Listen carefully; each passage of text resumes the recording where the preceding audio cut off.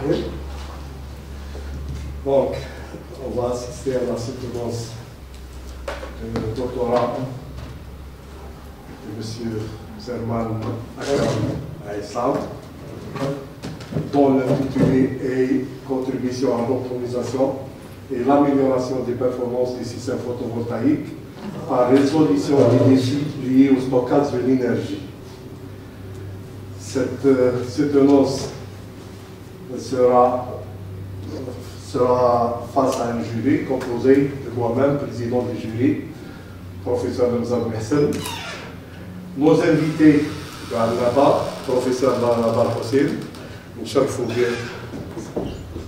professeur Omeir Ammar de l'université de Al-Naba, professeur Moussaoui de l'université de Guelma, et le directeur de thèse, professeur Borji Batarak. Monsieur Zerman, vous avez le temps nécessaire pour présenter votre travail. Je vous dis bonne chance. Merci, Monsieur le Président. Mesdames et Messieurs, membres du jury, chers collègues, chers invités, c'est avec un immense honneur que je vous accueille aujourd'hui pour la soutenance de ma thèse de doctorat, qui a donc pour thème contribution à l'optimisation et l'amélioration des performances des systèmes photovoltaïques par résolution des défis liés au stockage de l'énergie. En effet, l'énergie solaire est au cœur des enjeux énergétiques de notre siècle. Elle représente une source inépuisable et propre, mais son exploitation demeure un défi, notamment en raison de son intermittence. Le stockage de l'énergie apparaît alors comme un levier essentiel pour assurer une production stable et continue. C'est dans cette perspective que s'inscrit mon travail de recherche visant à proposer des solutions innovantes pour améliorer donc l'efficacité et la fiabilité des systèmes photovoltaïques. Donc, avant de débuter, je tiens à exprimer ma sincère reconnaissance à l'ensemble des membres du jury qui ont accepté d'évaluer mon travail et de partager leur expertise. Je remercie également mon directeur de thèse pour son accompagnement précieux tout au long du parcours, ainsi que mes collègues et mes proches pour leur soutien tout au long de mon parcours. Donc, au cours de cette soutenance, je vais vous exposer les principales contributions de mes recherches, en mettant en avant donc les défis rencontrés, les approches méthodologiques adoptées et les perspectives qu'ouvrent ces travaux pour l'avenir du photovoltaïque et du stockage de l'énergie.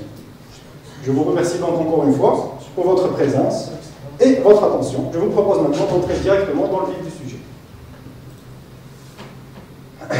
Donc, afin d'offrir une vision claire et structurée de notre étude, voici le sommaire. Donc, on commencera par une introduction, l'état de l'art sur le photovoltaïque et le stockage de l'énergie, la problématique liée au stockage ou les problématiques liées au stockage d'énergie par batterie, les stratégies proposées, les résultats de discussion, et pour finir, les conclusions et perspectives. Donc, avant d'aborder donc le cœur du sujet, commençons par une introduction. L'énergie solaire photovoltaïque a un énorme potentiel de développement mondial, spécialement en Algérie, du fait donc, des bonnes conditions d'ensoleillement du pays et du caractère limité des réserves de combustibles fossiles. L'électricité produite par l'énergie solaire photovoltaïque est instantanément consommée par la charge ou stockée dans des batteries solaires ou injectée dans le réseau de distribution électrique. Le contexte sera comme suit. La transition énergétique durable est cruciale face aux défis environnementaux et énergétiques à l'échelle mondiale. En effet, l'énergie solaire à caractère inépuisable et à faible impact environnemental est une solution clé, particulièrement en Algérie, avec plus de 2500 heures de soleil par an.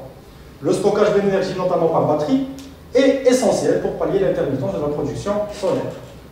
Voici donc la problématique. Les systèmes photovoltaïques doivent surmonter des défis liés au stockage de l'énergie, notamment la durée de vie des batteries et leur coût élevé.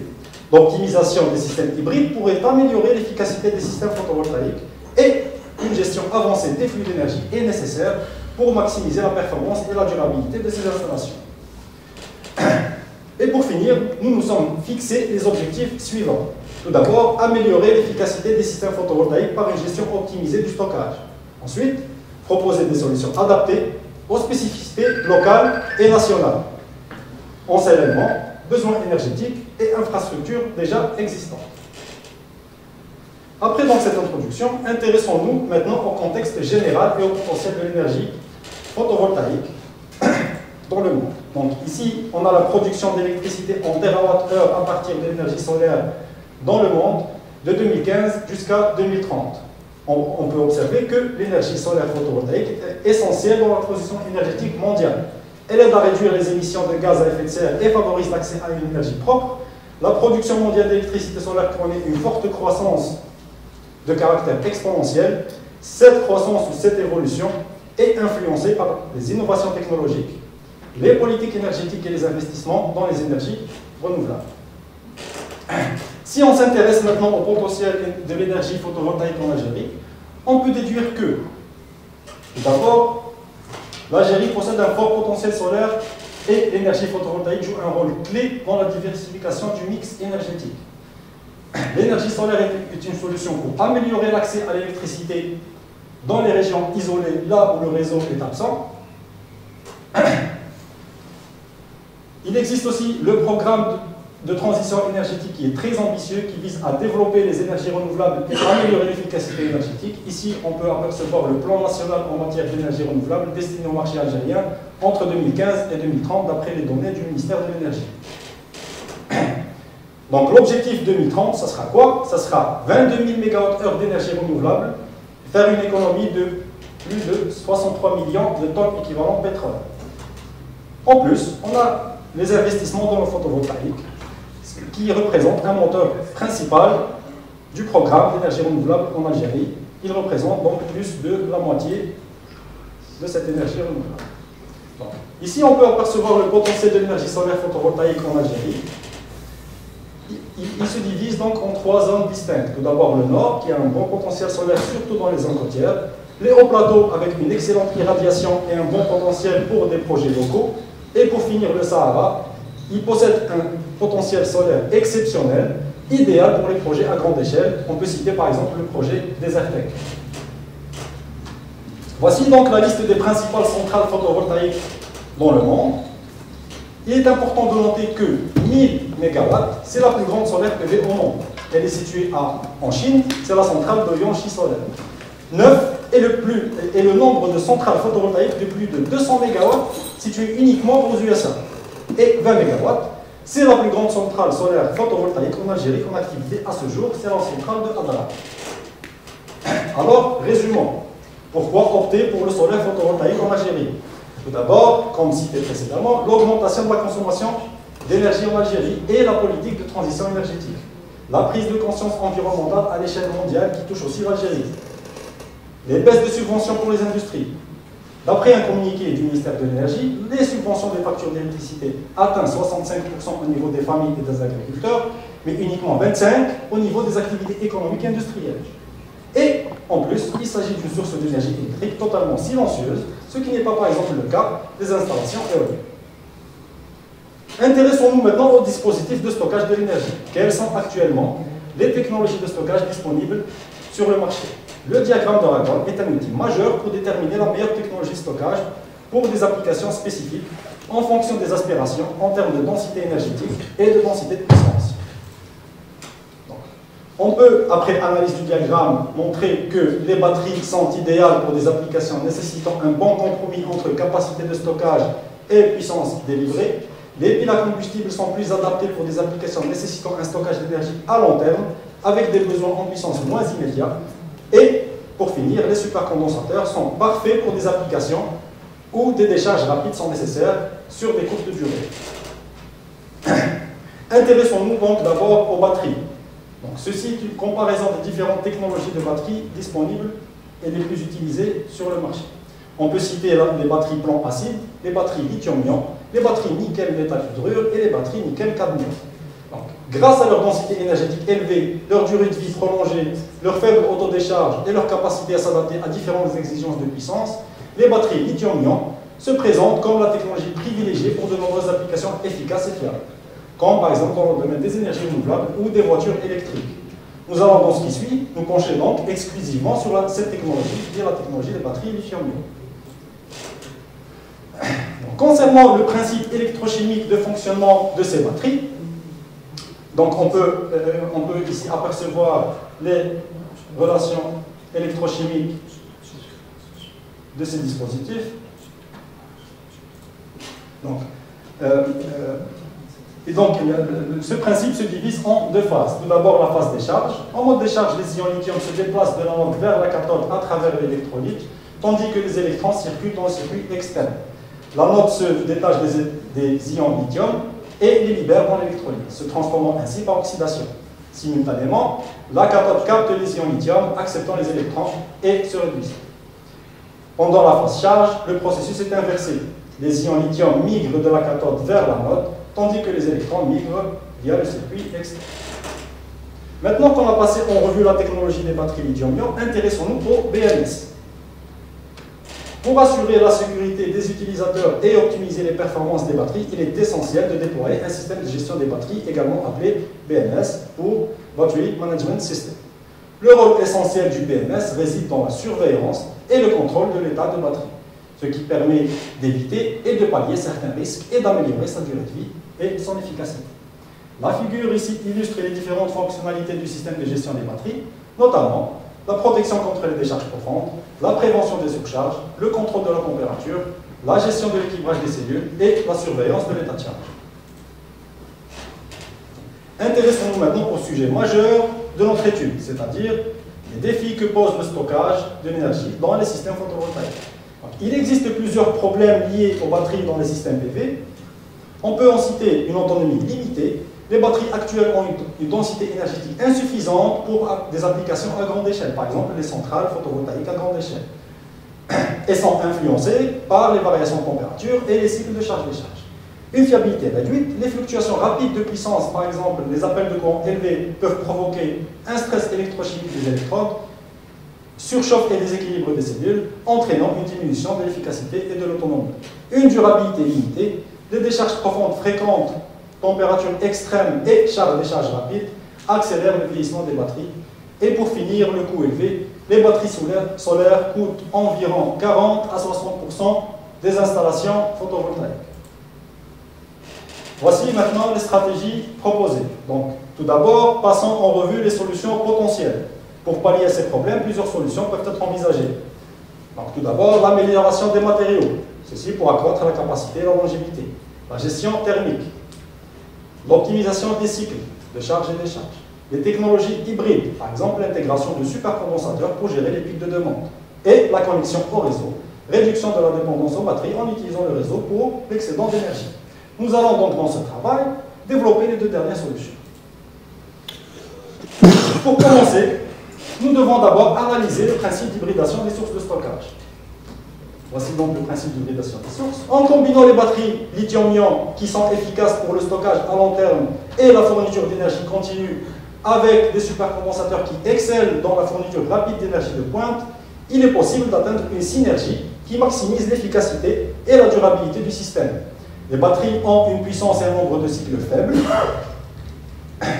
tandis qu'elles ont une grande énergie stockée. Les supercondensateurs ont une puissance et un nombre de cycles élevés et une énergie stockée faible. Si on peut effectuer une hybridation de ces deux sources de stockage, on peut avoir un système qui a une grande énergie stockée et une puissance et un nombre de cycles élevés. Les demandes stables seront gérées par les batteries, tandis que les pics de courant seront gérés par les supercondensateurs. Alors, qu'est-ce qu'un supercondensateur? Les supercondensateurs sont des appareils de stockage d'énergie électrostatique qui peuvent stocker des quantités d'énergie bien plus élevées que les condensateurs traditionnels. Les performances élevées sont obtenues grâce à leur structure unique et à l'utilisation de matériaux poreux. On peut voir ici les différents composants internes d'un supercondensateur. Ce tableau donc va établir une comparaison entre les condensateurs classiques, les supercondensateurs et les batteries. Après analyse, en effet, on peut constater que les condensateurs traditionnels stockent l'énergie en séparant les charges sur des plaques métalliques.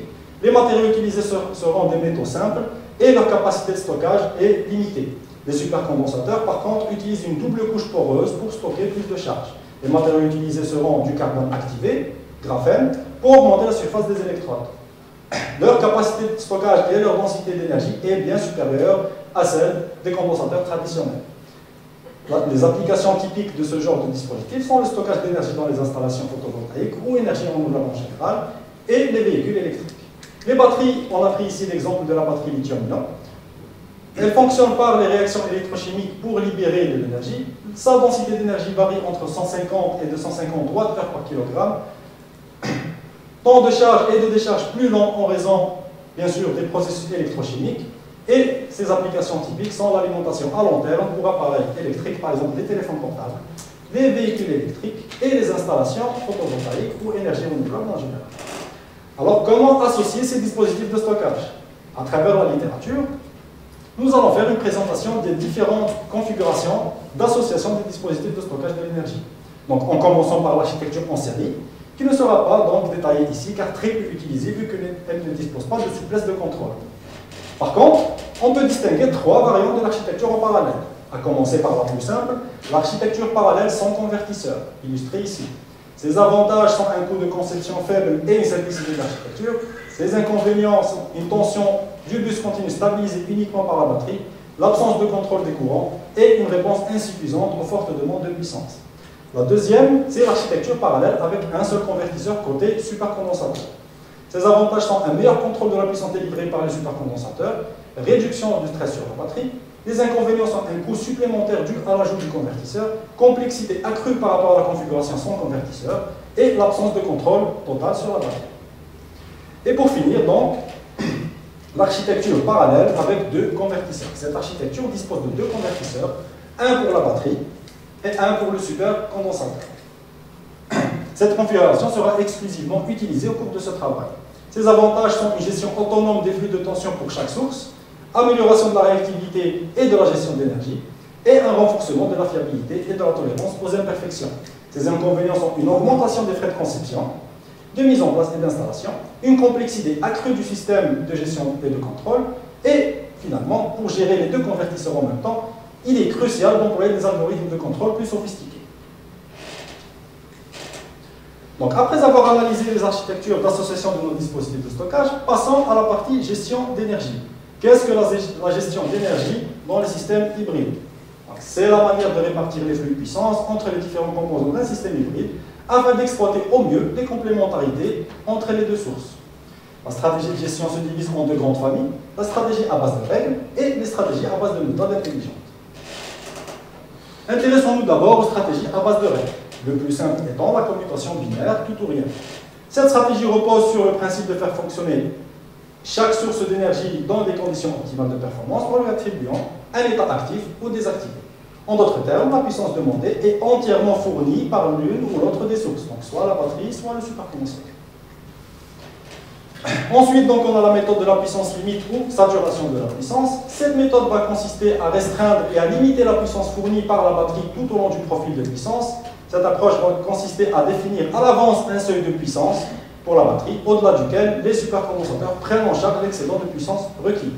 Lorsque la puissance demandée par le profil est inférieure ou égale à la limite préalablement définie, la batterie délivre d'une manière indépendante la puissance demandée. Quand la demande de puissance dépasse le seuil, les supercondensateurs sont utilisés pour générer la puissance supplémentaire requise. Ils fournissent donc la différence entre le besoin de puissance et le seuil de puissance de la batterie. Et pour finir, donc, la méthode de décomposition fréquentielle de la puissance. Cette méthode va disposer de deux étapes. Tout d'abord, la filtration. Dans un premier temps, cette approche va consister à segmenter le profil de demande d'énergie à l'aide d'un filtre pour déterminer les éléments de fréquence élevée et de fréquence basse. Les éléments de fréquence élevée et les composantes donc haute fréquence représentent les fluctuations rapides de la demande, tandis que les composantes basse fréquence correspondent aux fluctuations plus lentes. Et ensuite, on fait l'attribution. Donc, il est attribué au supercondensateur la responsabilité de gérer les composantes haute fréquence du profil de puissance. Les batteries, quant à elles, sont utilisées pour absorber et fournir les composantes basse fréquence du profil de puissance. Grâce à leur capacité à stocker des quantités importantes d'énergie sur une période prolongée, les batteries sont idéales pour gérer la demande stable de courant. Donc, ceci est un tableau comparatif des différentes méthodes de gestion à base de règles qu'on a vues précédemment. Il est à noter qu'il n'existe pas de bonne ou de mauvaise stratégie. La stratégie la plus efficace sera déterminée par les priorités techniques, telles que la facilité d'exécution et d'implémentation, la diminution des dépenses et des coûts, la souplesse opérationnelle, ainsi que la capacité à faire face aux fluctuations de charge. Passons maintenant aux stratégies à base d'algorithmes méta-heuristiques, dit aussi stratégies intelligentes. Ceci est un tableau comparatif des différentes stratégies méta-heuristiques les plus utilisées dans la littérature. On peut citer l'optimisation par essaim de particules ou PSO, l'algorithme génétique, l'algorithme Lougri et l'algorithme colonie de Fourier. Alors pourquoi choisir la PSO? Tout d'abord, à cause de son efficacité et simplicité de mise en œuvre. La PSO, en effet, est reconnue pour sa mise en œuvre rapide et plus simple comparée à d'autres méthodes d'optimisation comme l'algorithme génétique. L'efficacité de l'espace de recherche. Là, le PSO est particulièrement performant pour la recherche dans des espaces de solutions multidimensionnels, ce qui est crucial dans notre cas où il est nécessaire d'optimiser simultanément plusieurs paramètres de contrôle à la fois. Preuve empirique d'efficacité, le PSO a été appliqué avec succès dans divers domaines, notamment les applications en énergie renouvelable. Les recherches antérieures ont démontré sa capacité à converger rapidement vers des solutions optimales. En résumé, l'optimisation par essaim de particules offre une combinaison optimale de simplicité, d'efficacité et de preuves empiriques, justifiant ainsi son choix pour notre étude. Parlons maintenant de la PSO. L'optimisation par essaim de particules est une méthode d'optimisation dérivée des mécanismes d'interaction sociale observés chez certaines espèces animales, comme par exemple les poissons ou les oiseaux, durant la recherche de nourriture. Dans ce cadre, l'espace de recherche est exploré par des particules qui représentent des solutions potentielles. Ces particules ajustent leur position ainsi que leur vitesse en fonction de leur expérience passée ainsi que de celle des autres particules. Voici donc l'organigramme de cette méthode. Donc la position et la vitesse de chaque particule sont actualisées à chaque cycle à l'aide des formules mathématiques suivantes. Présentons maintenant les systèmes étudiés. Donc, tout d'abord, un système photovoltaïque autonome avec stockage hybride composé de batteries et supercondensateurs. Le premier système donc, est un système photovoltaïque autonome intégrant une solution de stockage hybride composée de batteries et supercondensateurs. Ce système a été développé dans le but de garantir une alimentation constante et stable en énergie photovoltaïque sans avoir besoin de dépendre du réseau électrique. Il est donc adapté aux zones où le réseau électrique est complètement absent, par exemple les zones rurales ou les zones désertiques. Les batteries vont fournir l'énergie nécessaire aux charges de base pour une période de fonctionnement prolongée, tandis que les supercondensateurs vont gérer les pics de puissance et les variations rapides. Le deuxième système est un système photovoltaïque couplé au réseau alimentant, dans notre cas, un centre de tri des déchets se situant en Algérie. Donc le second système est un système photovoltaïque sans solution de stockage, directement couplé au réseau électrique. Ce système est destiné à alimenter un centre écologique de tri en injectant l'énergie produite par les panneaux photovoltaïques directement dans le réseau. Cette configuration va favoriser la réduction des dépenses associées au stockage d'énergie, tout en profitant de la stabilité et de la fiabilité du réseau pour pallier les fluctuations de la production photovoltaïque. En résumé, le premier système permet une autonomie complète et une meilleure gestion des fluctuations de charge, tandis que le second offre une solution économique et simple pour l'intégration de l'énergie solaire pour l'alimentation d'infrastructures déjà existantes. Commençons directement sans transition par la première stratégie, qui est le développement d'un système énergétique photovoltaïque, batterie, supercondensateur. Quels sont les objectifs? Avant de présenter donc le premier système étudié, évoquons d'abord les objectifs qu'on souhaite atteindre. Alors, la stratégie proposée doit être capable de maximiser l'efficacité des systèmes photovoltaïques en optimisant l'utilisation d'énergie solaire, améliorer la continuité de l'alimentation électrique malgré l'intermittence du soleil, réduire les pertes d'énergie en optimisant la gestion et la distribution d'électricité stockée, et enfin, améliorer la stabilité du système en garantissant un équilibre entre production et consommation. Voici le schéma du système PV étudié. Donc, le principal objectif ici est de minimiser le courant de sollicitation des batteries par l'optimisation de la gestion d'énergie. Pour ce faire, on passe par plusieurs étapes. Pour commencer, on effectue le dimensionnement et la modélisation des sources de stockage d'énergie, ici batterie et supercondensateur. Ensuite, on fait la modélisation des convertisseurs DC-DC nécessaires pour la circulation des flux de puissance. L'intégration de la couche de commande locale, cette couche donc va permettre le contrôle des courants et des tensions, et l'implémentation des lois de gestion, contournant le partage de la puissance entre nos deux dispositifs de stockage, en respectant leurs contraintes électriques. Notre but ultime est de trouver une stratégie de gestion qui n'exige pas la connaissance du profil énergétique de la charge. Donc pour ce faire, nous devons mettre en place une stratégie de gestion de nouvelle génération. Intéressons-nous aux méthodes hybrides de gestion d'énergie. les méthodes hybrides qui combinent des techniques fondées sur des règles avec des techniques d'optimisation méta-heuristiques gagnent en popularité actuellement dans la gestion d'énergie des systèmes hybrides. Donc, voyons comment les travaux existants ont abordé cette question. Voici quelques exemples de travaux récents qui ont utilisé l'EMS de nouvelle génération. Donc, à la lumière de l'examen de tous ces travaux, l'implémentation d'un système hybride de gestion de stockage d'énergie est essentielle pour viser une réponse optimale et dynamique aux fluctuations de la production solaire et à la demande énergétique. Pour atteindre donc ces objectifs, il est crucial de remplacer les régulateurs conventionnels par des solutions plus efficaces caractérisées par une capacité accrue d'ajustement et de régulation. De plus, l'optimisation des paramètres de ces régulateurs est nécessaire pour assurer une efficacité maximale du système. Introduisons directement le régulateur utilisé dans notre système de gestion d'énergie. Donc, il s'agit du régulateur PID à ordre fractionnaire. Donc, contrairement au régulateur PID classique, qui utilise des paramètres de contrôle Kp pour proportionnel, Ki pour intégral et Kd pour dérivé, le FOPID inclut également des composantes fractionnaires pour les parties intégrales et dérivées. Notez ici lambda et mu. L'équation de transfert du contrôleur dans les conditions initiales est la suivante. Donc, pour un régulateur PID classique, les valeurs de lambda et mu sont égales à 1, ce qui signifie que le PID classique est un cas particulier du FOPID. Dans le cadre de notre étude, nous avons choisi une structure FOPID, où Kd est fixé à 0, donc nous n'aurons pas de terme dérivé. Cette décision est motivée par plusieurs raisons. Tout d'abord, la simplification de la conception, la prévention des réponses instables et, pour finir, la réduction des coûts. Donc, voici le schéma détaillé du système photovoltaïque autonome avec stockage hybride et algorithme de gestion d'énergie qu'on propose. Trois sources peuvent alimenter une charge en courant continu, le générateur photovoltaïque, les deux dispositifs de stockage, c'est-à-dire la batterie et le supercondensateur, et tout ça est géré par notre EMS. Donc voici le EMS utilisé. Ce schéma de contrôle comprend donc trois boucles. Tout d'abord, on effectue une comparaison entre la tension de référence et la tension de sortie au courant continu, et l'erreur sera envoyée au contrôleur PI. Le courant total requis pour le système de stockage d'énergie hybride, appelé ici I-référence, est généré par le contrôleur PI. Après application de l'équation suivante, le courant de référence pour la batterie représente la composante basse fréquence du courant. L'erreur sera envoyée au contrôleur PI. Après comparaison du courant de référence avec le courant réel de la batterie, les ratios de commande sont produits par le régulateur PI et le générateur PWM reçoit ces ratios de commande et émet des impulsions de commutation correspondant aux interrupteurs de la batterie. On applique ensuite les équations suivantes pour calculer P, qu'on a appelé ici P batterie restant. C'est quoi P batterie restant? C'est la puissance qui doit être fournie par le supercondensateur et qui ne peut pas être compensée par la batterie.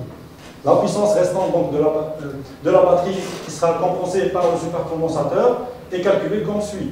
Donc I super K référence égale P batterie restante sur la tension du supercondensateur.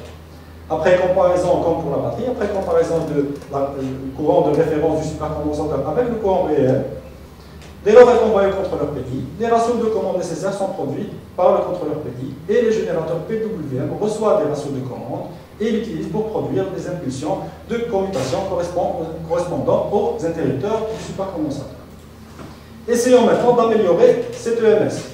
Pour ce faire, on a remplacé le PI du supercondensateur par notre régulateur proposé qui est le FOPI. Il sera optimisé par la PSO. Pourquoi? La synergie entre les régulateurs FOPI et PSO repose sur leurs forces complémentaires. En effet, le FOPI fournit un cadre de contrôle robuste et adaptatif et la PSO facilite l'ajustement automatique des paramètres. Cette combinaison va exploiter les avantages des deux méthodologies, résultant en une stratégie de contrôle puissante et polyvalente. Dans cette étude, l'utilisation exclusive du régulateur FOPI optimisé par PSO sur la boucle de contrôle du supercondensateur a été motivée par la nécessité d'une approche d'optimisation spécialisée, adaptée aux dynamiques complexes et aux paramètres divers associés au contrôle du supercondensateur. Cette application ciblée permet un ajustement et une adaptation plus précise des paramètres du contrôleur FOPI pour améliorer les performances globales du supercondensateur au sein du système. Afin donc de vérifier la fiabilité de notre EMS, nous allons le soumettre à deux scénarios. Pour commencer, variation de l'irradiation solaire et ensuite variation de la charge. Donc, après avoir détaillé l'approche suivie, passons aux principaux résultats et analyses. La simulation ici implique l'utilisation d'une radiation solaire fluctuante en association avec une charge électrique constante P égale 1000 watts. Donc ici, on peut apercevoir le profil de l'irradiation solaire utilisée. Donc, ici, on peut voir la tension du bus DC. On observe que la tension DC maintient sa stabilité à 58 watts malgré les fluctuations de la puissance photovoltaïque. Cette stabilité démontre l'efficacité du système à réguler la tension du bus continu, assurant ainsi une performance fiable malgré les variations des conditions d'ensoleillement. On présente ici donc les dynamiques des divers éléments énergétiques, notamment la puissance photovoltaïque, la puissance de la batterie et la puissance de la charge. On remarque que la batterie suit parfaitement le profil de la production PV tout au long de la simulation. La charge reste toujours alimentée, quel que soit l'état de production solaire. On va montrer ici la réponse du supercondensateur pendant la simulation en comparaison entre le contrôleur proposé FOPI et le contrôleur PI traditionnel. Pour atténuer le stress sur la batterie, le supercondensateur joue un rôle ici crucial. Lors de l'augmentation de l'irradiation, les supercondensateurs absorbent une partie de l'énergie. On remarque une nette amélioration du profil du supercondensateur avec le régulateur FOPI, et on remarque aussi que le supercondensateur fonctionne uniquement en régime transitoire et revient toujours à zéro en régime permanent. Passons maintenant au scénario numéro 2, qui est la variation de la charge. Le deuxième scénario de simulation vise à évaluer l'efficacité de notre EMS dans des conditions de charge variable. Pour cette simulation, une puissance photovoltaïque constante est maintenue à 1180 watts tout au long de l'expérience. L'objectif est d'examiner comment l'EMS réagit face aux variations de la demande de charge. On remarque ici que la batterie suit parfaitement le profil de la demande énergétique de la charge tout au long de la simulation. La charge reste toujours alimentée, quelle que soit sa demande. Ensuite, on s'intéresse aux réponses du supercondensateur avec charge variable pour le contrôleur PI et celui proposé FOPI PSO. Dans ce scénario, la comparaison entre le contrôleur PI traditionnel et le contrôleur FOPI PSO révèle une amélioration notable des performances des supercondensateurs. Comme observé dans les simulations avec les radiations variables, l'utilisation du contrôleur FOPI se traduit toujours par une meilleure réponse des supercondensateurs. On remarque aussi que le supercondensateur fonctionne uniquement en régime permanent, en régime transitoire, et revient à zéro, toujours en régime permanent. Donc, on offre ici une représentation visuelle de l'état de charge de la batterie tout au long de la simulation. L'état initial de charge de la batterie est de 60%.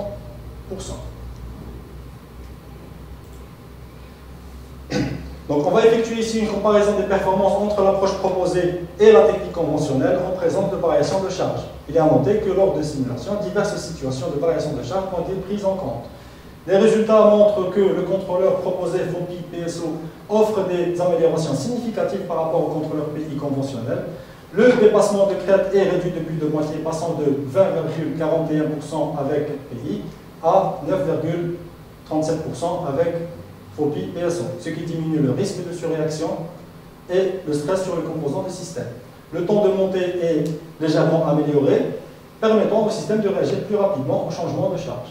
De plus, le temps de stabilisation est considérablement réduit, ce qui indique que le système atteint un état stable plus rapidement. Ces résultats nous emmènent directement à la conclusion de la première stratégie. En effet, les simulations menées dans les scénarios variés, incluant des fluctuations de charge et d'ensoleillement, ont permis d'évaluer de manière approfondie l'efficacité et la robustesse des deux types de régulateurs. Les résultats obtenus montrent que le régulateur proposé FOPI PSO surpasse systématiquement le contrôleur PI en termes de stabilité, de réactivité aux variations, de charge en conditions climatiques, de charge et de conditions climatiques. Cette supériorité est manifeste dans les domaines suivants: réduction de dépassement de crête, réponse dynamique améliorée et efficacité énergétique accrue.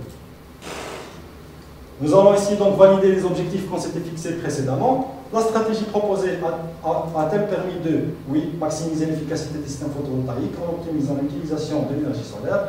Elle a permis d'améliorer la continuité de l'alimentation électrique malgré l'intermittence du soleil. Elle a permis de minimiser les pertes d'énergie en optimisant la gestion et la distribution de l'électricité stockée. Et elle a amélioré la stabilité du système en garantissant un équilibre entre production et consommation. Voici un aperçu des publications et conférences où nos travaux ont été présentés concernant la première stratégie proposée. Et passons directement à la deuxième. Donc c'est la stratégie numéro 2, c'est le développement d'un système énergétique photovoltaïque et réseau électrique. Donc, cette stratégie sera appliquée pour l'alimentation d'un centre écologique de tri des déchets en Algérie. Cette seconde solution va exploiter la connexion directe au réseau pour gérer l'énergie photovoltaïque produite sans nécessité de stockage local en tirant parti de l'infrastructure du réseau électrique déjà existante. Cette approche optimise l'utilisation d'énergie générée tout en répondant aux besoins énergétiques, offrant ainsi une alternative économique et efficace. La performance de cette solution sera évaluée à travers des simulations réalisées avec le logiciel PV6. Donc, avant d'être recyclés, les déchets soigneusement sélectionnés sont triés, emballés et stockés dans des installations de tri des déchets, également appelées centres municipaux de tri des déchets. L'Algérie compte 117 centres d'enfouissement technique, 16 centres de recyclage et 10 centres de transfert. Tous ces centres sont actuellement alimentés à l'aide du réseau électrique local. Donc, quels sont les objectifs de cette stratégie?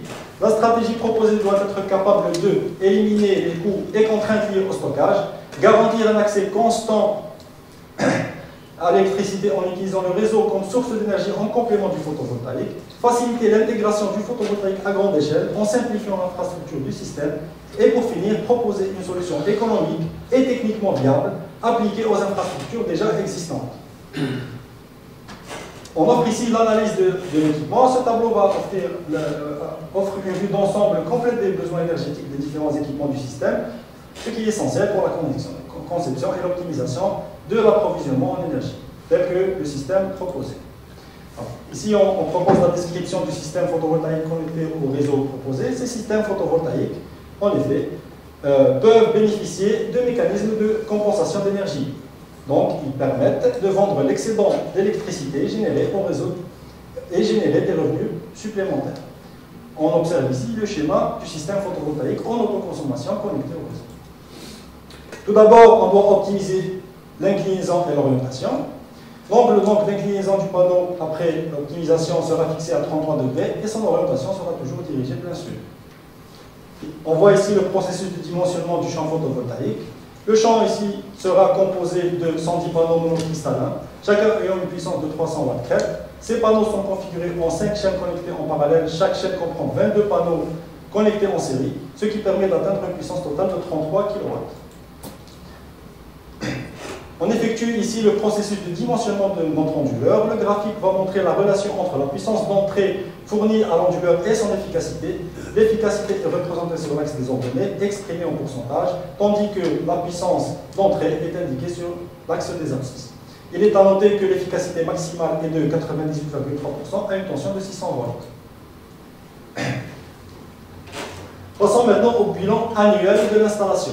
Voici le tableau du bilan annuel de l'installation. On remarque que ces résultats, d'après ces résultats, que la production énergétique est fortement saisonnière, c'est-à-dire avec environ 30% de l'énergie produite durant les 3 mois d'été, juin, juillet et août.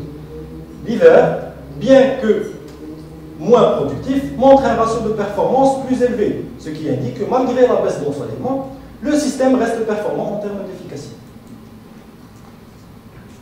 On montre ici la puissance nominale mensuelle durant une année de production solaire.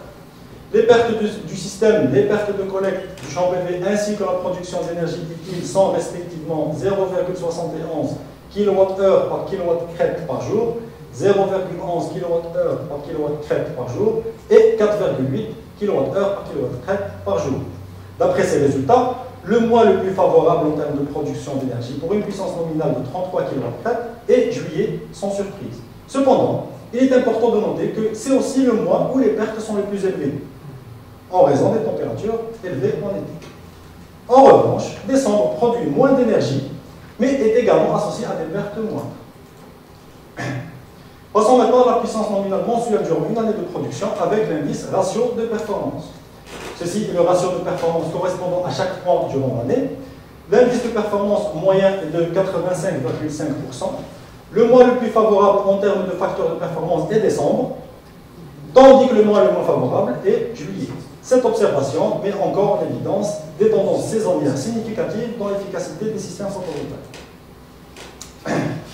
On propose ici donc le diagramme des pertes durant l'année. Il est important de noter que l'irradiation globale horizontale totale est évaluée à 1788 kWh par mètre carré, tandis que l'énergie captée par le champ photovoltaïque s'élève à 66,1 MWh pendant l'année, avec une énergie injectée dans le réseau atteignant 57,8 MWh.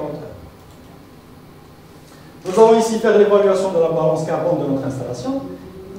Donc ces résultats montrent qu'au cours des 30 prochaines années, c'est-à-dire la durée de vie de l'installation, 858,7 tonnes d'émissions de CO2 seront économisées.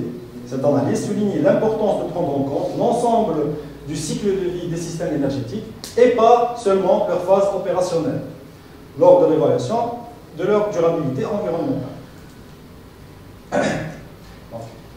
Passons maintenant à l'analyse de la dégradation.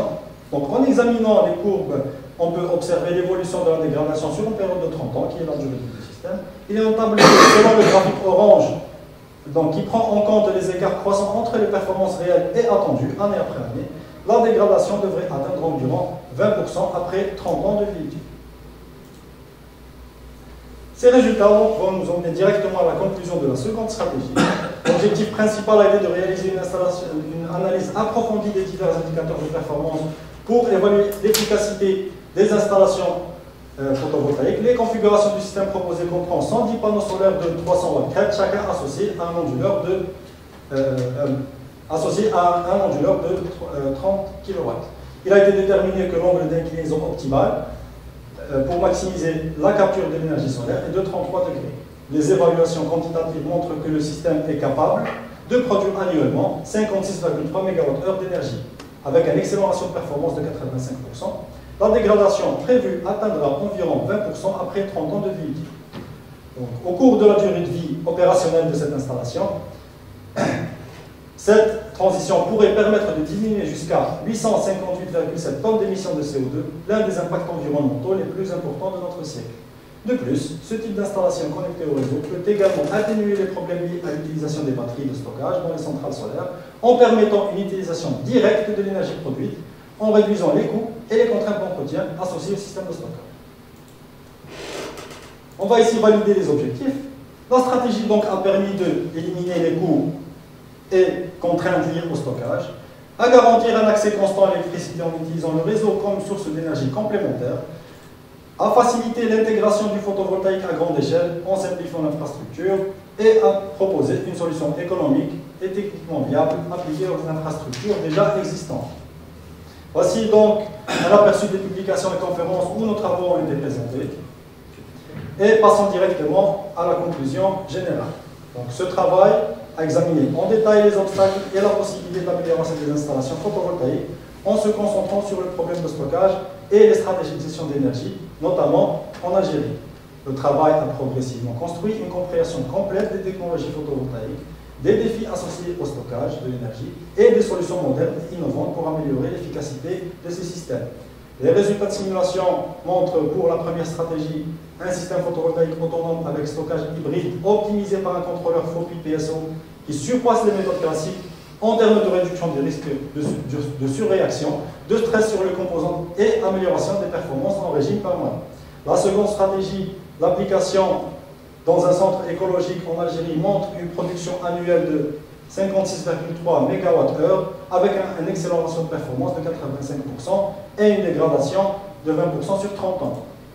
Donc, le potentiel immense des systèmes photovoltaïques pour changer le paysage énergétique mondial est mis en lumière par ces résultats, surtout dans le contexte algérien. L'incorporation de ces systèmes contribue non seulement à diminuer les dépendances aux énergies fossiles, mais également à réduire considérablement les émissions de CO2. Les originalités de la recherche menée dans ce travail peuvent être listées comme suit. Tout d'abord, l'intégration d'un système hybride de stockage. Ce travail a mis en œuvre une combinaison de batteries de supercondensateurs pour le stockage d'énergie, permettant une gestion plus dynamique et efficace des fluctuations de charge. Deuxièmement, l'utilisation d'un contrôleur FOPI optimisé par PSO. Le contrôleur FOPI associé à l'algorithme PSO a démontré des performances supérieures aux méthodes conventionnelles, notamment en termes de réduction de dépassement de crête et de réactivité. L'optimisation via l'algorithme PSO, l'ajustement simultané de plusieurs paramètres grâce à PSO a permis d'atteindre des performances optimales pour le contrôleur FOPI. Pour la seconde stratégie, l'évaluation des systèmes connectés au réseau pour les applications spécifiques déjà existantes. Donc le choix d'étudier une solution sans stockage d'énergie connectée au réseau et adaptée à une installation à but écologique permet d'exploiter les avantages de la connexion directe au réseau et d'analyser les impacts à long terme en termes de performance et de durabilité.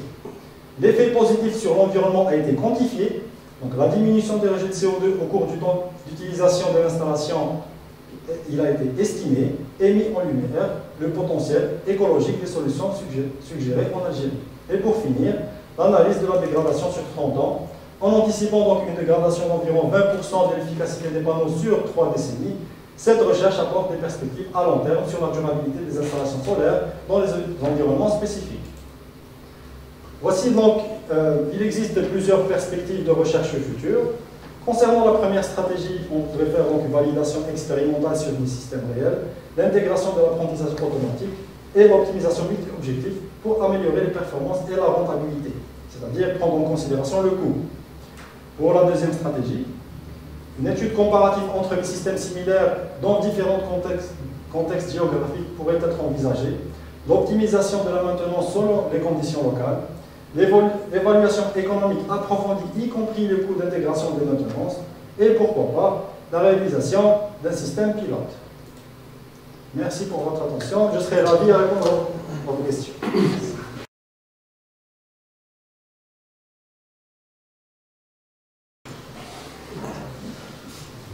Merci, M. Zermatt, pour votre exposé. J'ai deux remarques à faire. D'une, à propos de l'exposé lui-même. Il est clair, la clarté de l'exposé est très évidente. Les explications sont abondantes. La facilité avec laquelle vous traitez les différentes stratégies, c'est un atout pour vous. Vraiment, j'ai aimé votre exposé, personnellement. Le deuxième point, c'est aussi, je parle, donc votre travail, c'est l'exposé et le mémoire. Le mémoire, c'est agréable à lire. Les informations sont abondantes. Bien sûr, il y a quelques retouches à faire, mais globalement, il est bien écrit. Je vous félicite pour ça. Merci. Passons directement, pas aux questions, hein, au débat. Au débat, oui. Et on commence par notre grand invité, le professeur Labarre-Rossier. Je suis très ravi, déjà, pour deux choses. La première, de vous voir arriver à ce stade. Merci. Alhamdulillah. Je suis très ravi. La deuxième, c'est de voir mes amis ici, parce que c'est toujours un plaisir pour moi de venir ici, sincèrement. Et aussi, je vois que vous maîtrisez vraiment votre travail. La présentation était excellente. L'enchaînement des idées, c'était parfait. Sincèrement, c'est félicitations. Merci. Oui. Et c'est en quelque sorte, vous savez vendre votre produit. Et c'est ça ce qu'on attend pas des étudiants, parce que vous n'êtes plus un étudiant, vous savez. Donc, pour parler de stockage, d'énergie, tout ça, maintenant, actuellement, on est heurté à une nouvelle vérité. Parce que la transition énergétique, maintenant, elle est négativement impactée par la nouvelle administration américaine. Parce que ici, c'est vrai. C'est une administration, sincèrement, elle est bizarre parce qu'elle ne croit pas à la transition énergétique, ni à l'énergie, ni à l'environnement. Donc, d'ailleurs, ils ont mis un décret pour le plastique, pour faire revenir le plastique, etc. Donc déjà, on va avoir, pendant les 4 années, on va avoir un freinage dans ce domaine-là. Déjà, parce que c'est leur façon de le voir. Mais pour nous, Algériens, c'est un outil, on va le développer, on doit le développer avec en parallèle l'hydrogène. Parce que c'est bien de faire le stockage, mais actuellement, on voit aussi l'avenir dans le stockage de l'énergie, parce que l'énergie du soleil d'hier, elle est partie, ça y est. Ce qu'on veut, c'est stocker cette énergie-là dans l'hydrogène, etc. Bon, le sujet que vous avez abordé est un sujet complexe. Pourquoi complexe? Parce qu'il relève de la... C'est pluridisciplinaire en fait. Il y a de la chimie, il y a de l'énergie, il y a de l'électronique, il y a de la communication, il y a du marketing, il y a pas mal de choses. Donc, je vois que le projet que vous avez entamé, il faut oser le faire. Et vous avez osé le faire. Félicitations à vous et à votre supervisor. C'est grâce à lui. Je vois sans cacher. Parce que je connais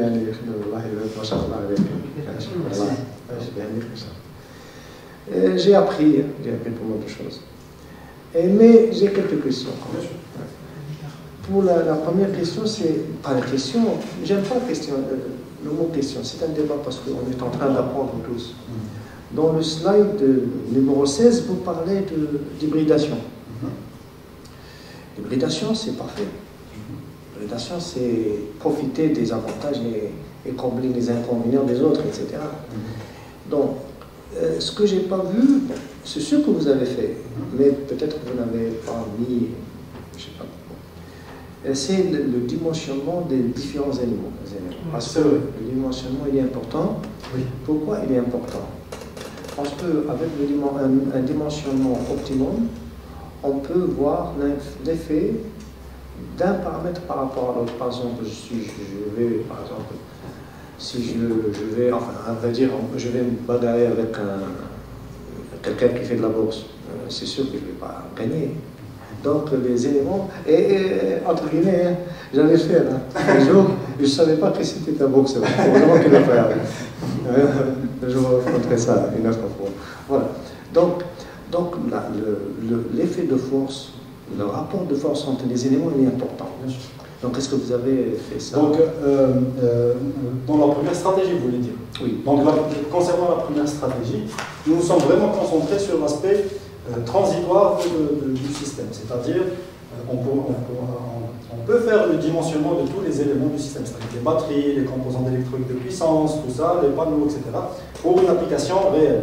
Mais on a voulu montrer que le système est d'abord viable, c'est-à-dire techniquement possible. Maintenant qu'on a prouvé ça, dans les perspectives, on peut envisager de faire par exemple un prototype où tout sera dimensionné d'une manière correcte. Que ce soit les panneaux, même l'analyse même de la charge, comme on a fait pour la deuxième stratégie, on peut analyser la charge et essayer de dimensionner, que ce soit les dispositifs de stockage ou les dispositifs de production, en fonction de cette charge-là. Oui, vous savez pourquoi? Parce que bon, je m'intéresse beaucoup à ça, oui. et j'ai quelques relations avec l'industrie, donc je sais ce qu'ils ont comme problème. Parce que quand on a des éléments, des sources différentes, de différentes natures, parce qu'ici on a des sources de différentes natures, chaque source a sa dynamique, on va dire son caractère. Oui. Donc si on va les mettre en hybridation, et vous avez bien fait de séparer les convertisseurs. Oui, c'était le but. Vous savez, l'idée vient de vous, en fait. On s'est rencontrés pendant la conférence ici, oui. ici dans la bibliothèque, et c'est vous qui m'avez soufflé l'idée. Ah oui, l'idée vient de vous. Parce que la base du système c'était avec un seul convertisseur. Et on dit en français, un bon entendeur salue. Ouais. L'idée venait de vous. Donc, vous savez, parce que le stockage, en réalité, il doit répondre à trois critères. C'est le volume, le poids, par unité d'énergie, et aussi temps de réponse. Oui. Et quand vous avez séparé, voilà, vous allez préserver l'intégrité des éléments. Sinon, on va les dégrader. Oui. Et vous avez bien fait de le faire, ça. Ça, c'est chapeau, c'est bon. Ça, je kiffe, comme on dit. Il y a aussi la gestion intelligente. Vous avez parlé de la partie gestion intelligente. Dans la partie gestion intelligente, c'est la prédiction. Je vais prédire. Prédire quoi? Prédire la variation dynamique rapide de la charge, et aussi la température, le clairement, tous ces éléments-là. Et à partir de là, je peux ordonner à la supercapable de réagir ou à la batterie, parce que ça dépend de la dynamique. Bien sûr. Et ce qu'on appelle j'ai oublié le nom. Enfin, j'ai oublié un petit peu le nom. C'est un nom technique, très technique avec son algaz. J'ai oublié. Bon, je commence à avoir la mémoire. Et là, c'est aussi, pour l'intelligence artificielle, il faut, dans la publication que vous allez faire après, faites le point et l'accent sur ça, parce que c'est important. C'est très important, faites ça et ça va être un bon travail ici. Et je vais aller très vite, professeur Hassan, parce qu'il attend à ce que je parce que je parle beaucoup peut-être. Pour la question du PSO. Oui. Bon, pour le PSO, vous savez pourquoi on choisit parfois PSO, parfois pension. C'est pas par hasard qu'on choisit ça. Le PSO, il a 3 paramètres à régler. Sa position, sa vitesse, et la vitesse, et la position de l'autre, et sa vitesse aussi. Enfin 4. Si on a plus de 4, il va donner une réponse, mais elle ne va pas être très optimale. Dans votre cas, le PSO va répondre. Si on dépasse les 4 paramètres, peut-être. Mais il ne répondra pas, oui. Oui, mais peut-être maintenant, ils vont vers ce qu'on appelle le spider algorithm. Oui. Spider algorithm, c'est-à-dire cette araignée, elle peut détecter la présence d'une proie, ou bien d'un partenaire, parce que c'est la femelle, d'un partenaire, et elle doit choisir le partenaire. Bien sûr. Le partenaire. Comme vous, par exemple, c'est un beau gosse. Ça, c'est un paramètre. Oui, ça, c'est un paramètre. Donc, l'araignée, elle doit choisir ça. Oui. Et elle doit, suivant la vibration, elle va analyser la vibration, le poids, la position. Donc, il y a beaucoup de paramètres qu'elle va analyser. Donc là, il y a aussi il y a aussi des effets similaires dans l'algorithme des fourmis. Oui, avec les phéromones et tout ça. Ant algorithms. Oui. Pour les robots, par exemple. Oui, voilà. Pour les robots, c'est intéressant. Oui. Donc, ça dépend du paramètre à combien. En fait, il y en a tellement maintenant que. Mais c'est le nombre de paramètres qu'on veut régler quand on choisit l'algorithme. Voilà. Voilà, ça c'est. Je vais finir. Hein. Vous parlez de robustesse. Oui. Vous continuez, monsieur Lapar, parce que tous vous êtes en train de dire que ce sont des futurs projets de recherche. Des futurs projets de recherche. Je connais bien.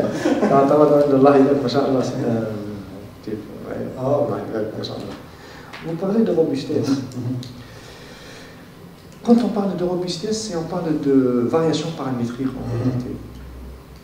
Il fallait aussi ici parler de ça, la variation paramétrique. Je vous donne un exemple. Ma super kappa, elle a 5 ans. Elle a eu des changements paramétriques à l'intérieur. C'est vrai.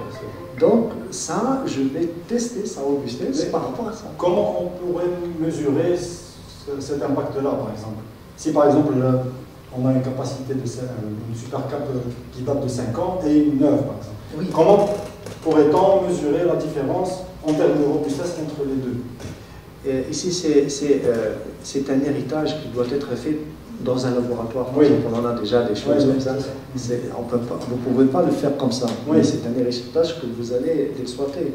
Sinon, on ne peut pas. C'est vrai. Et pour finir, parce que je sais que mon frère Hassan attend à ce que je finisse, je termine. Alors, du coup, j'ai oublié ce que c'est. Ah, voilà. Vous avez parlé à la fin du nombre de panneaux en série, string, numbers, etc. Vous savez, le nombre de séries, il est choisi suivant le inverter, bien sûr, utilisé parce que le inverter, il a une plage de fonction dans laquelle on va le mettre. Et aussi le nombre de strings. Et il dépend aussi de l'inverter. How many strings we can put it inside? Donc, ça, tout ça, c'est. Je sais que vous le savez. Bien sûr. Juste pour vous taquiner. J'ai fini. Merci. Merci. Félicitations. Merci. C'est toujours un débat passionnant. un débat très intéressant avec le professeur là-bas. C'est un débat donnant-donnant. Ce n'est pas des questions. Hein? Et c'est pratiquement l'expert essentiel de votre thèse, de votre travail. D'ailleurs, souvent... Vous savez que le professeur Labarre est directeur de laboratoire. Oui, bien sûr. Et dans les énergies renouvelables, il a investi beaucoup. Ah oui. Donc, ce qu'il dit, c'est pas rien. Bien sûr. Je passe à notre invité de l'université d'Annaba, le professeur Omer Ammar, un ancien collègue. On était ensemble en Écosse. Donc, c'est un ami d'enfance. Hein? De longue date. Et aussi, il est spécialiste d'électronique de puissance dans les énergies renouvelables. Merci, Monsieur le Président. Donc, tout d'abord, je tiens à féliciter le candidat pour l'exposé qui était très clair, c'est pédagogique. Le travail est sincèrement d'actualité. Le stockage d'énergie, maintenant, il est devenu à la mode. Le travail est très bien fait. Même l'exposé est très clair. Mais je pense que vous avez oublié dans votre exposé, comment dirais-je, le chapitre 2 à propos de la modélisation, oui. Vous n'avez rien expliqué. Oui. Hein? On avait peur que ça soit trop long. On avait peur que ça soit trop long, en fait. On a diminué au maximum. Ah, vous avez diminué. Mais quand même, je pense que la modélisation du système, c'est aussi essentiel. Pourquoi? Parce que c'est la source. Bien sûr. Hein? Donc on a besoin de la source et après... C'est sa spécialité. Hein? C'est sa spécialité. C'est pas le panneau, hein, non? Oui. Non, c'est la source, c'est beaucoup plus physique. Exactement. Vous avez tout à fait raison concernant. Non. C'est les équations. Je m'attendais à voir le modèle mathématique, le panneau, etc. Et c'est mentionné dans votre thèse, c'était très clair, sincèrement. C'est bien fait. Mais Félix Fosé, vous l'avez omis. J'ai deux remarques aussi pour la forme. La forme cette année, j'ai jamais enseigné un module qui s'appelle Recherche documentaire et conception de mémoire. Il explique comment on fait une mémoire, ou bien, c'est pas une mémoire, c'est une thèse réellement. Il y a une différence entre mémoire et thèse. Votre modèle n'a pas été respecté. Je ne sais pas comment ça se passe réellement, parce que réellement, on commence par une page de garde, tout d'abord. Hein. Après, une page blanche. Après la page blanche, qu'est-ce qu'il faut faire? Vous avez commencé directement par les remerciements. Alors non, c'est faux. Il ne faut pas commencer par les remerciements. C'est le résumé. Résumé en arabe, résumé en anglais, résumé en français. On parle. Dédicace, remerciement, le tableau, liste des tableaux, liste des symboles. Après, table de matière, on va regarder l'introduction. Je ne sais pas comment ça se passe chez vous. Ah, il faut la respecter, aussi ministériel. Hein? Bien sûr. Hein? Donc, le modèle n'est pas respecté dans votre thèse.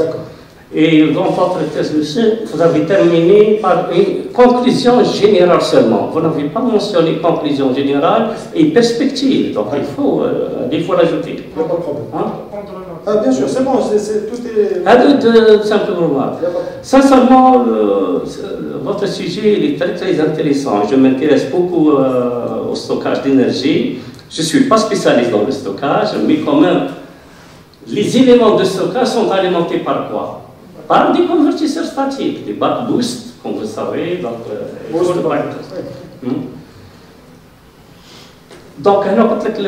si je n'ai pas bien compris, ما هضرتيش على le panneau. يعني normalement, وشفت حتى في التست تاعك c'est bien la puissance. شحال la puissance تاع le panneau تاعك؟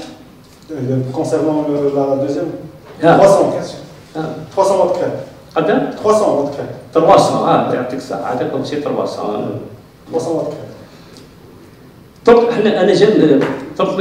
aujourd'hui, vous êtes l'enseignant et moi l'étudiant, et je veux apprendre. Hein? Sincèrement, je veux savoir quels sont les avantages et les inconvénients du stockage d'énergie, soit par batterie, soit par condensateur. En fait, le stockage... Les avantages de l'un par rapport à l'autre. Hein? D'accord. Donc, la batterie donc, peut stocker beaucoup d'énergie, mais elle la libère d'une manière lente.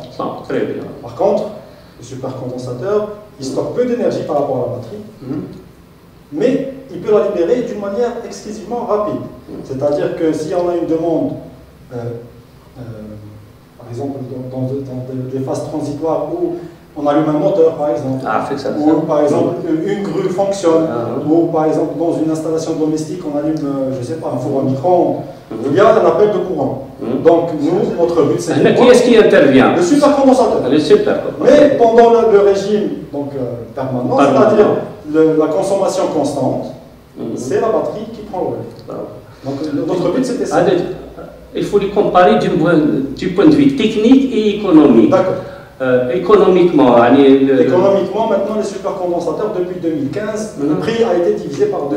Il trop cher. Il était trop cher. C'était impossible. Il était inaccessible. Même les batteries d'ailleurs. Même les batteries. Maintenant, depuis 10 ans, le prix a été divisé par 2 presque. Par exemple, dans les voitures électriques maintenant, est-ce qu'on installe des batteries dans voitures électriques? Oui. Est-ce que, de préférence, le démarrage, est-ce que c'est les batteries normales ou bien le supercar? Le démarrage, par exemple, les démarrages, les montées, tout ce qui est appel de courant du moteur de la voiture. Donc c'est un supercar qui intervient? Oui, bien sûr. Bien sûr. Et par exemple, si la voiture roule à 80 km/h fixe, ça c'est les batteries. D'accord. Hâte les diapos 19. Oui.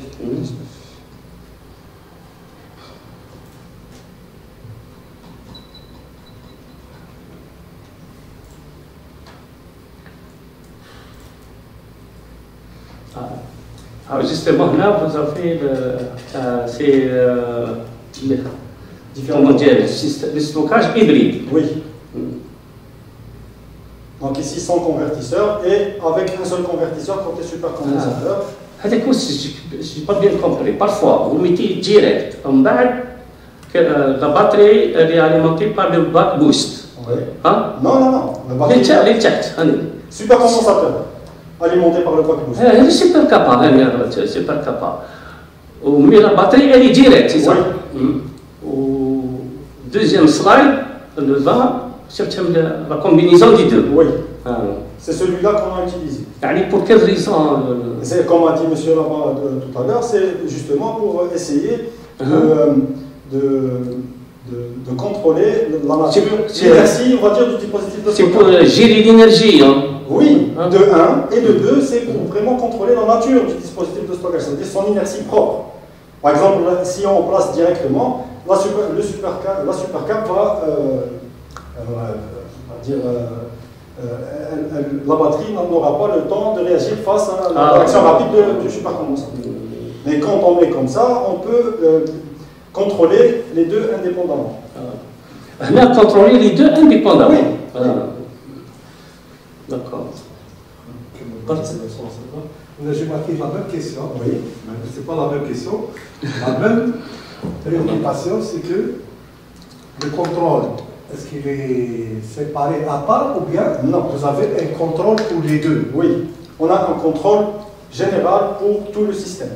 C'est-à-dire la boucle de contrôle du bus continu pour maintenir une tension stable dans le bus continu, la boucle de contrôle de la batterie, et c'est elle qui va générer le courant de référence du supercondensateur. Tout est relié, tout est imbriqué. Tout est lié. Voilà. Merci, monsieur le Président. Ça, c'est clair maintenant. Donc, après, vous avez proposé deux stratégies, stratégie 1, stratégie 2. Dans la stratégie 2, vous avez dit, je n'ai pas bien compris, sincèrement, le système il est couplé au réseau. Oui. Hein? Et pourquoi faire du stockage d'énergie si le système est couplé au réseau? Parce que c'est cher. Hein? On n'a pas fait de stockage d'énergie. Justement. On n'a pas fait. Dans la deuxième stratégie, pas de stockage. Pas de stockage. Parce que l'énergie est moins chère du réseau électrique. Donc, je pense, رحتي direct l'onduleur alimenté la charge. Ou là, directement le panneau. Oui, panneau, réseau et charge. هذيك اللي ما شفتهاش. multi. Je me suis étonné, vous parlez de stockage, j'ai dit comment les connectés au réseau, il y a de stockage. Non, on a enlevé le stockage. On a enlevé complètement le stockage. بصح dans le diapo هذاك dans le diapo اللي فيه comment dirais-je la stratégie 2 après le panneau ما حطيتيش الكونفرتيسور وكيل تاع le boost تاع البي بي En دي. fait, maintenant dans la pratique, on trouve des régulateurs onduleurs. يعطيك الصحة très très bien. هذاك c'est la question que j'allais poser. Très très bien, oui. Donc, Qu'est-ce qu'on règle dans l'onduleur dans ce cas? En général, après le panneau, qu'est-ce qu'on fait? On utilise un hacheur boost. Bien sûr. Pourquoi? C'est les radiations changent, donc il faut capter le PPT, donc il y a plusieurs techniques. Oui. Après vous avez utilisé, j'ai vu directement le panneau onduleur, inverter. Oui. C'était un. Qu'est-ce qu'on règle dans l'onduleur dans ce cas? La tension d'entrée. La tension d'entrée. En fait, l'onduleur, il a une plage de fonctionnement. Il a des tensions qu'on doit lui fournir pour qu'il fonctionne correctement, avec un indice de performance élevé. Ici, par exemple, dans notre cas, quand on a dimensionné l'onduleur, Non, maintenant c'est clair, j'ai compris. Très bien, merci. Mais une petite dernière question. Vous avez dit onduleur. Oui. Après l'onduleur, qu'est-ce qu'on a avant d'alimenter la charge? Est-ce que l'onduleur, est-ce que j'attaque directement la charge? Ou bien non? c'est-à-dire. داير حنا في الفتره الشيوه شفتوا l'onduleur et la charge. كان الديابو 34 Le slide numéro 53 peut-être. وكان 34 ولا 34. Deuxième stratégie 53. تقريبا 34, c'est تاع لا استراتيجي 2 لا استراتيجي Ah, stratégie 2, d'accord. 53. 53. Alors, c'est ça? Très très bien, c'est Oui. ça. Non, enfin, مش هذه هذه انفرتر يعطيك الصحة سي سا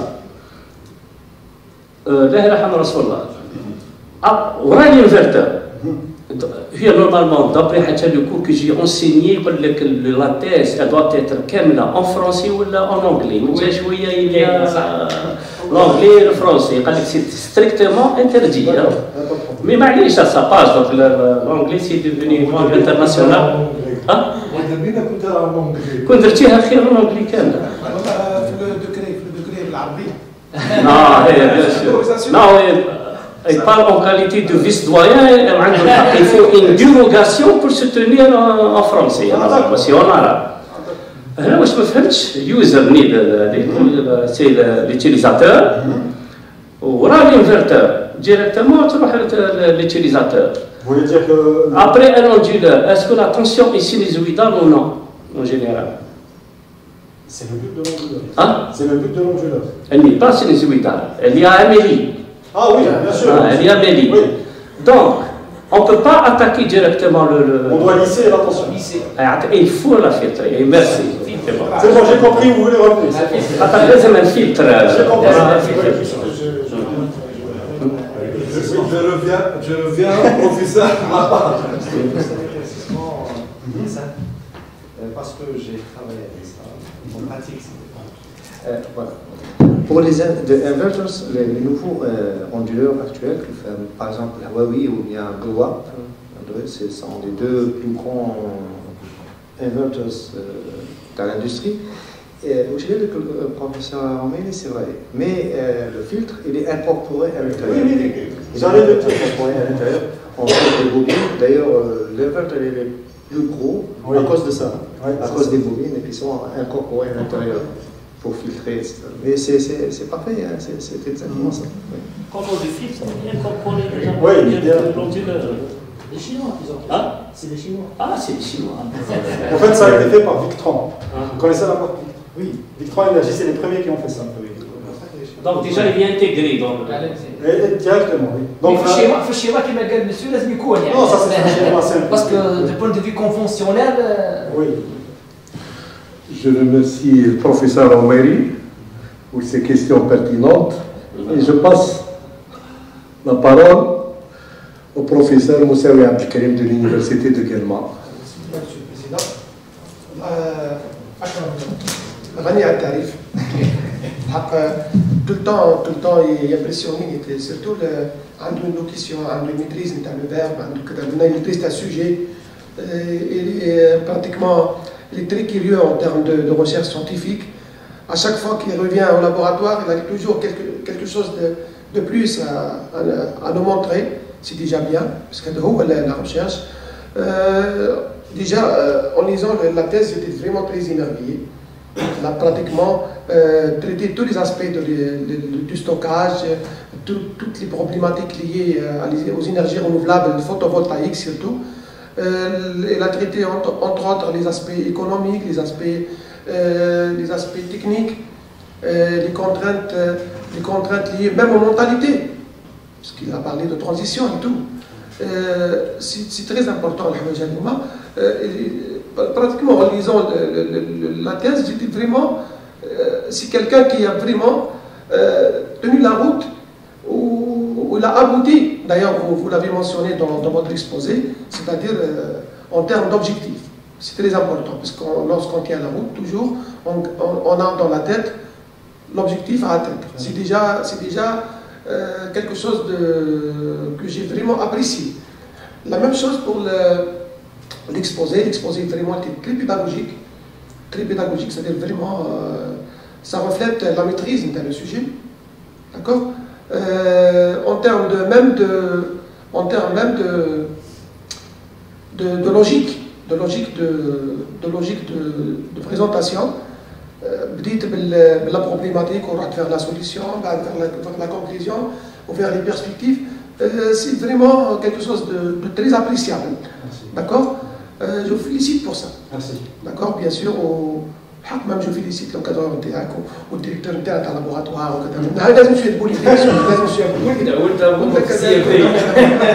L'essentiel. Moi j'ai quelques remarques.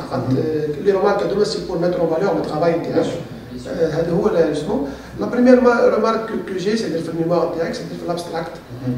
L'abstract, généralement, on ne dit pas chapitre 1, chapitre 2, chapitre 3 et tout. D'accord? Directement, l'abstract, il parle en général. Chapitre 1, 2 et 3, c'est dans l'introduction générale. Oui, d'accord. هذه فقط هذه remarque que j'ai tenue. On va modifier ça. d'accord. كاينه حاجه اخرى انا ما فهمتهاش انا معليش في السلايد 19 في 19 في من بعد نروح لك لي تروك تكنيك شويه 19 انا بيان سور سون اندولير شفت كي رحت ربطت الباراليل لي زوج خيوط هذوك نربطهم ديريكتومون في لابولاريتي الاولى في لنا كارثه هذاك حد الدنيا سي لا شي موا في ثلاثه هذا يتحطوا في ارتيكل فهمت؟ هذه اول حاجه نشوفوها احنا هذه سي الجينيراليتي ما حطيناهاش في الارتيكل لا مش فاهمني سي كوم سي واش دير انت ترافاي كتبنا نحط النيران باري سي فري نقول لك tous les formes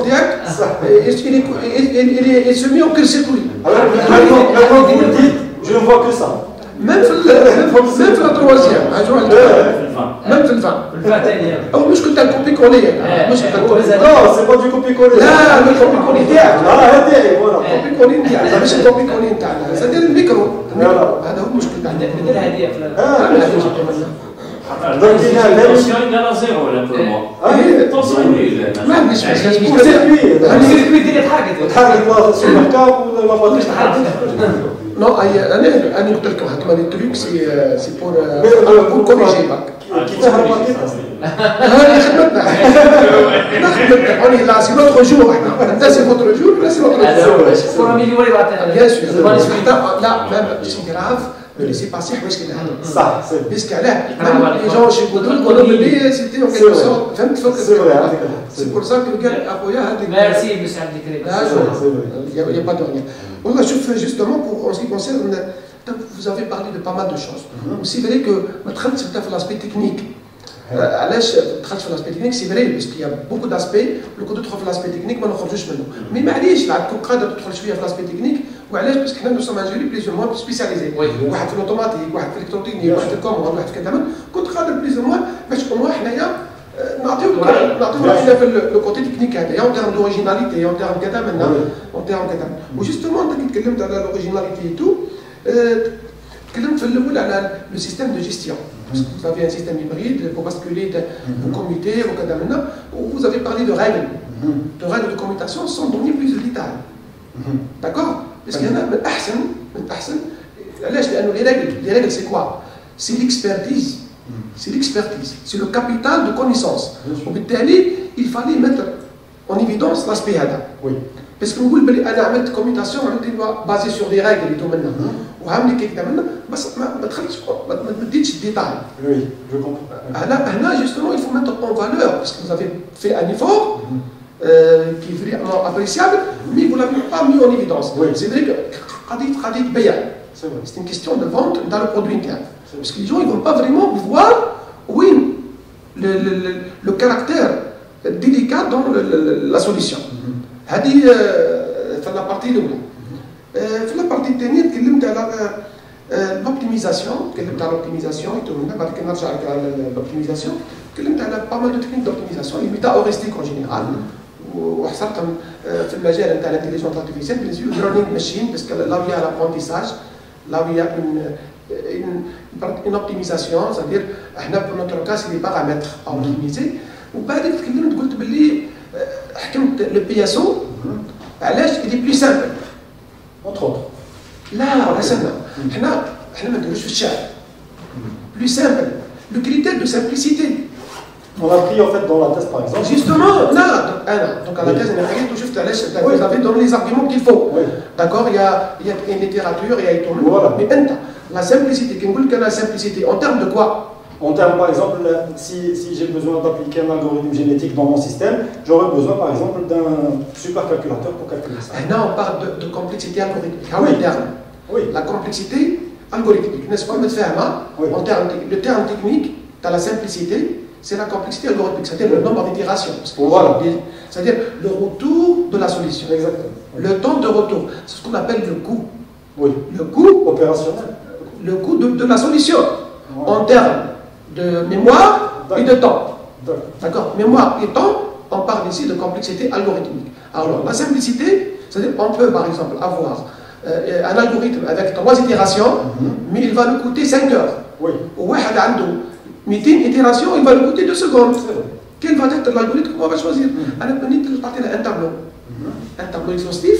يعطينا فكرة على telle performance de telle technique par rapport à une autre. Je vois, oui. D'accord? Oui. Et, de toute façon, il y a toujours un compromis. Par exemple, l'absolu, c'est non catch. Oui. Il n'y a pas d'absolu, il n'y a plus de recherche. D'accord? Chaque technique a ce qu'on appelle les shortcomings intéha. Oui, on a bien sûr les avantages. Il faut faire un compromis entre donc bien sûr de calcul et ou même c'est par rapport à l'application. Oui. C'est par rapport à l'application. C'est une application s'adapte à telle technique ou c'est une application ne s'adapte pas à telle technique. C'est pour ça que je disais tout à l'heure à la modélisation. Oui. Puisqu'elle est la complexité d'un système, la non-linéarité, les types de non-linéarité, et est-ce que le système est rapide, est-ce qu'il est lent, tout les là. C'est très important. Ou même la charge, parce que dynamique ou dynamique, il fallait dire que les charges inductives. Principal condensateur, quelle charge inductive, c'est-à-dire qu'il y a un appel de courant élevé, classe. Là où il y a les charges inductives qui mettent le four ou qui mettent le. Automatiquement, il faut faire attention. Même avec les charges inductives, il faut faire attention parce que le taux de courant, qu'il y a un problème. C'est pour ça que l'industrie, comme les diodes roue libres et tout, ils font des protections, mais justement pour éviter le retour à la puisque un moteur, il devient un générateur, qui a un retour de courant, il y a une muscula, fait l'installation cadre. D'accord. Donc je passe justement le problème de la régulation. Le problème de la régulation, vous avez fait le cas d'un pays simple. D'accord? Vous l'avez dimensionné. Le pays quand on est au compte des performances désirées. Le KP ou le KI interne. Ou bien directement vers un pays fractionnaire. D'accord? Optimisé. Non, l'optimisation d'un pays, ça. BPSO. BPSO, le KP et le KI. Si la solution tient la route, elle est vers des solutions plus coûteuses. C'est vrai. Oui. J'ai compris.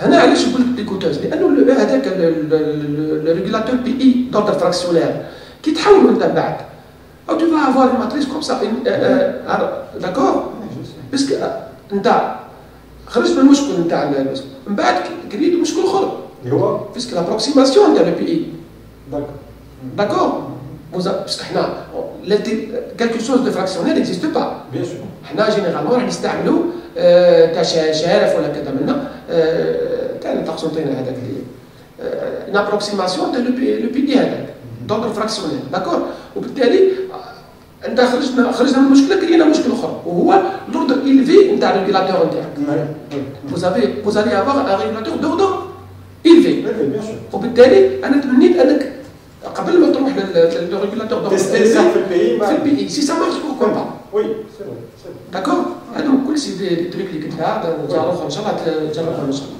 كاين اوتر بروبليم جوستومون تكلمت عليه انايا تكلمت على قضيه لو بي دي وي لو بي دي وقلت حنا فقط اون سو كونتون دان بي وعلاش لانه يا بروبليم دو كو قلتها درت انا قاعد نسمع انا قلت حنا خدمتنا هنا حنا خدمتنا هنا سي نوتر جو تكلمت على لو كو اون تيرم دو كوا لو كو في الديه اللي كي نحي الديه انا ونزيد الدي وين واش نربح لو كو ستادير قلت انت لو كو معناتها نهضر l'investissement لا عندي ام بي دي ou même le coût en calcul. Le coût en calcul, par exemple, si j'ai un fonds PID, c'est-à-dire un fractionnel ordre PID normal, combien de paramètres je dois optimiser? 5 paramètres. Ici, j'ai optimisé que 3 paramètres. Le coût en termes de calcul, puisque le coût, on a 50 drachmes, 50 le coût, puisque le coût, c'est quelque chose de relatif. فهمتي ولا لا؟ انا فهمتك البيل انا فقط سيبو تاكيني داكور هذا مكان جوستومون ومن بعد تكلمت انا قاعد نروح معك حسب لا لوجيك نتاع التقديم نتاعك سا سي باسكو انا سي تري امبورطون باسكو انا شوف انا مره كلمه واحده قلتها سيتي بور ليكسبليكي il fallait une heure واش نقول باغ اكزومبل par la simple utilisation de كذا par la simple واما il est le seul كي تقول واحد le seul معناتها باللي vous avez tout vu vous n'avez rien laissé comme technique كي تقول le seul معناتها باللي كي تجي راك كاتيجوريك وبالتالي les gens ils vont te croire sur parole mais comment justement convaincre les gens باللي سي Le seul, j'ai pas compris. انا فقط ان اكزومبل بديته d'accord. لما تمد تقول واحد سي لا سول شوز ولا سي لا سول تكنيك ولا كيما دوك احنا في بلادنا اول دوله اول كذا منا هذه مشكل بروبليم نو نقول لك احنا دوله مش احنا اول دوله احنا دوله برك كما تقول لك كله خلاص ولا فهمت الفكره ولا لا؟ فهمت جوستومون لو بروبليم نتاع لي بيرفورمانس اون دوا توجور ريستي دون لو كونتكست نتاع لي بيرفورمانس ديزيري بارابور au cahier de charge. انا ما نحوس نفهم انا على انا عندي ان cahier de charge وعندي دي زوبجيكتيف عندي ان سوليسيون ان ريغولاتور استعملت الريغولاتور مدي لي بيرفورمانس ديزيري صاير فهمت الفكره ولا هذا هو لوبجيكتيف نتاعي ماتنو نقول ميور مش ميور كذا نو هذا هو لا سيونس كل مره يجيب واحد ان غران سيل وكل واحد يفي افونسي لا سيونس والناس بيان سور على فان راح يلقاو توجور ان بلا شو داكور هذا هو المسموح كاين حاجه اخرى بك حبيت نتكلم عليها لانه سي تري امبورطون تكلمت نتاع الديغراداسيون وقلت باللي الانستالاسيون هذيك في الدوزيام ابليكاسيون تاعك une estimation de la dégradation elle est de 20% sur 30 ans. Sur 30 ans. Justement, la dégradation. Est-ce que la dégradation, donc, est-ce que vous avez tenu compte de l'ensemble des équipements depuis le PV à l'onduleur? Non, on a pris en compte uniquement la grande partie, c'est-à-dire les PV, le champ PV. Quand nous calculons les trois courbes on a donc la courbe de garantie d'un constructeur qui s'arrête à 25 ans, la courbe de dégradation normale avec la formule basique de dégradation, ou la courbe qu'on a utilisée, c'est la courbe mismatch, c'est-à-dire il utilise l'algorithme Monte Carlo. C'est un algorithme aléatoire. Le tir. Voilà. Donc ils utilisent les casinos, etc. Donc au JD, il va dégrader aléatoirement des éléments et il voit ce qui se passe. Donc c'est une dégradation exagérée. D'accord? Mais sur une période de 30 ans, vous savez que les lois probabilistes, sur une grande période, Là, puisqu'elle a la dégradation, elle est lors des fonctions. Parce que vous avez, parce que le qui se pose généralement dès l'implantation des panneaux solaires, c'est quoi? C'est le site. Oui, bien sûr. C'est le site. Puisqu'il y a ce qu'on appelle le athérat al-khariji. Bien sûr. C'est très important. Quelle est la dégradation interne? C'est-à-dire la dégradation interne du vieillissement. Oui. Le vieillissement, c'est quelque chose de naturel. Oui. Ok, bien sûr. Corrosion, sa température. Parce qu'imagine, في les milieux désertiques, il y a une مشكل نتاع la décoloration, il y a la délamination, il y a une hotspot, il y a pas mal de trucs. بالتالي هذوما الكل c'est des éléments qui peuvent altérer d'une manière externe le panneau ou le vieillissement. Tout à l'heure كنت تكلمت نتاع le supercondensateur ولا كذا من نتكلم الاستاذ على نعطيك une question. قال لك باغ اكزومبل في 5 سنوات تكلمت على روبوستيس. هنا جينيرالمون ما نتكلمش على روبوستيس باسكو سي لو كونفيغوراسيون. باسكو انا واش ندير؟ ما نقدرش انايا لي بيرفورمانس نتاع السوبر كوندنساتور يخرج من اليوزين مش كيما السوبر كوندنساتور بعد 5 سنوات. وبالتالي انا اوليو نطيشو جو في ريكونفيغوري السيستم ريبارامتري السيستم باش نديري لو ماكسيموم دو بروفي كيما انا بعيني نمس الناظر راح نحي عيني ونبدل بحاجه اخرين ما كاش فهمت ولا لا؟ c'est-à-dire je tiens compte de la dégradation naturelle de l'élémentaire. وبالتالي هنا c'est pas vraiment un problème de robustesse, c'est un problème de configuration. D'accord. Sinon نستعمل quelque chose d'adaptatif. L'adaptatif وقتاش لما يكون تغير دائم. اما كي يعود long dans le temps il suffit فقط ندير une petite reconfiguration وهذا ما كان. والله حقيقه لو سوجي نتاعك فريمون اللي حاجه واحده برك ما حكيتش عليها انت في الدوزيام ابليكاسيون. انه لانه vous avez pris comme source principale les panneaux solaires ou le soutien c'est sur le gaz. Le réseau هو sur le gaz. وساعه لساعه ما نبيعوش. سي يعني هضرتها. ما هضرتهاش. سي هضرتها ما جبت لك سلايد. لا ما هضرتهاش وريتها برك. وريتها ما هضرتهاش. صح. هي فهمت كيفاش سيدير علاش نهضروا على الهضره دي سيدير هي بروبليم لانه انايا هنا لازمني انا نحط لانه سي با موا كي فا ميتر لوتي سي سون الغاز كي دوا ميتر لوتي l'investissement bien sûr parce que c'est obligatoire la réglementation actuelle ما تسمحش باش نحطوا لا en France كاين نهضروا حنا هما تحط البانو سولار يعطيك بعد التريك هذاك بعد سمارت بارك الله فيك يجيك فاكتور نيجاتيف هذا اللي يخلصوه هنا هو الجمهور الجيري ça viendra. ان شاء الله bien sûr il faut améliorer le réseau.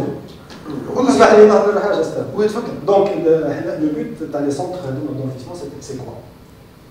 Au-delà du caractère écologique de ce centre. Le but, c'est de vendre. C'est-à-dire, ils collectent les déchets et ils les vendent. Si ils vendent, après que j'ai une facture sur le gaz,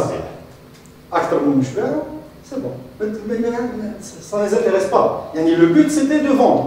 Donc, avec notre solution, ils peuvent vendre aussi l'énergie. C'est-à-dire vendre les déchets et vendre l'énergie. والله الناس يدخل معليش سنديبا شنو قلنا سنديبا يدخل في القضيه نتاع الصحه العموميه سي سونتي بيبليك وكذا منا لونفيرونمون وكذا من شوف لا سونتي لونفيرونمون نون با دو بري هذوما علاش نورمالمون هذوما لي زونتربريز هذوما نورمالمون ما يكونش عندهم الكاركتير ديكوراتيف اون بريمي ليو فهمتني ولا الكاركتير ايكولوجيك هو بارك الله فيك سيدي جينيرالمون نحطوهم حنا جينيرالمون سي بيرفكت باغ اكزومبل باغ اكزومبل في اي دوله في العالم باش تعرف لي دوله باغ اكزومبل لا كونتريبي في لا بريزيرفاسيون دو لونفيرونمون كذا منا واش يديروا جينيرالمون ينفستيس دون لو دومين هذايا دون لو دومين هذا سي اون اون كيلكو سورت اون اسيورونس كاليتي وي داكور هذه شنو اسيورونس كاليتي ما نقدرش انا دوك نفتح شركه انا من بعد انا ما نربحش نغلق فهمت المشكل تسمى لو بوت برينسيبال سي اللي يحب يروح للربح مي مالغري سا حنا هو دارها الاستاذ مالغري سا il faut toujours plaider en faveur d'un marché lucratif. Bien sûr. هذا il faut toujours il faut sur ce bien sûr أنا ما نقدر نتلفوني مازال تجي عندنا ونسمعوا إن شاء الله bien sûr والله sur ce je vous souhaite إن شاء الله bonne continuation. Voilà c'est un plaisir d'être parmi les membres du jury في الأسترونس نتاعكم ونرجو كل التوفيق إن شاء الله. Merci.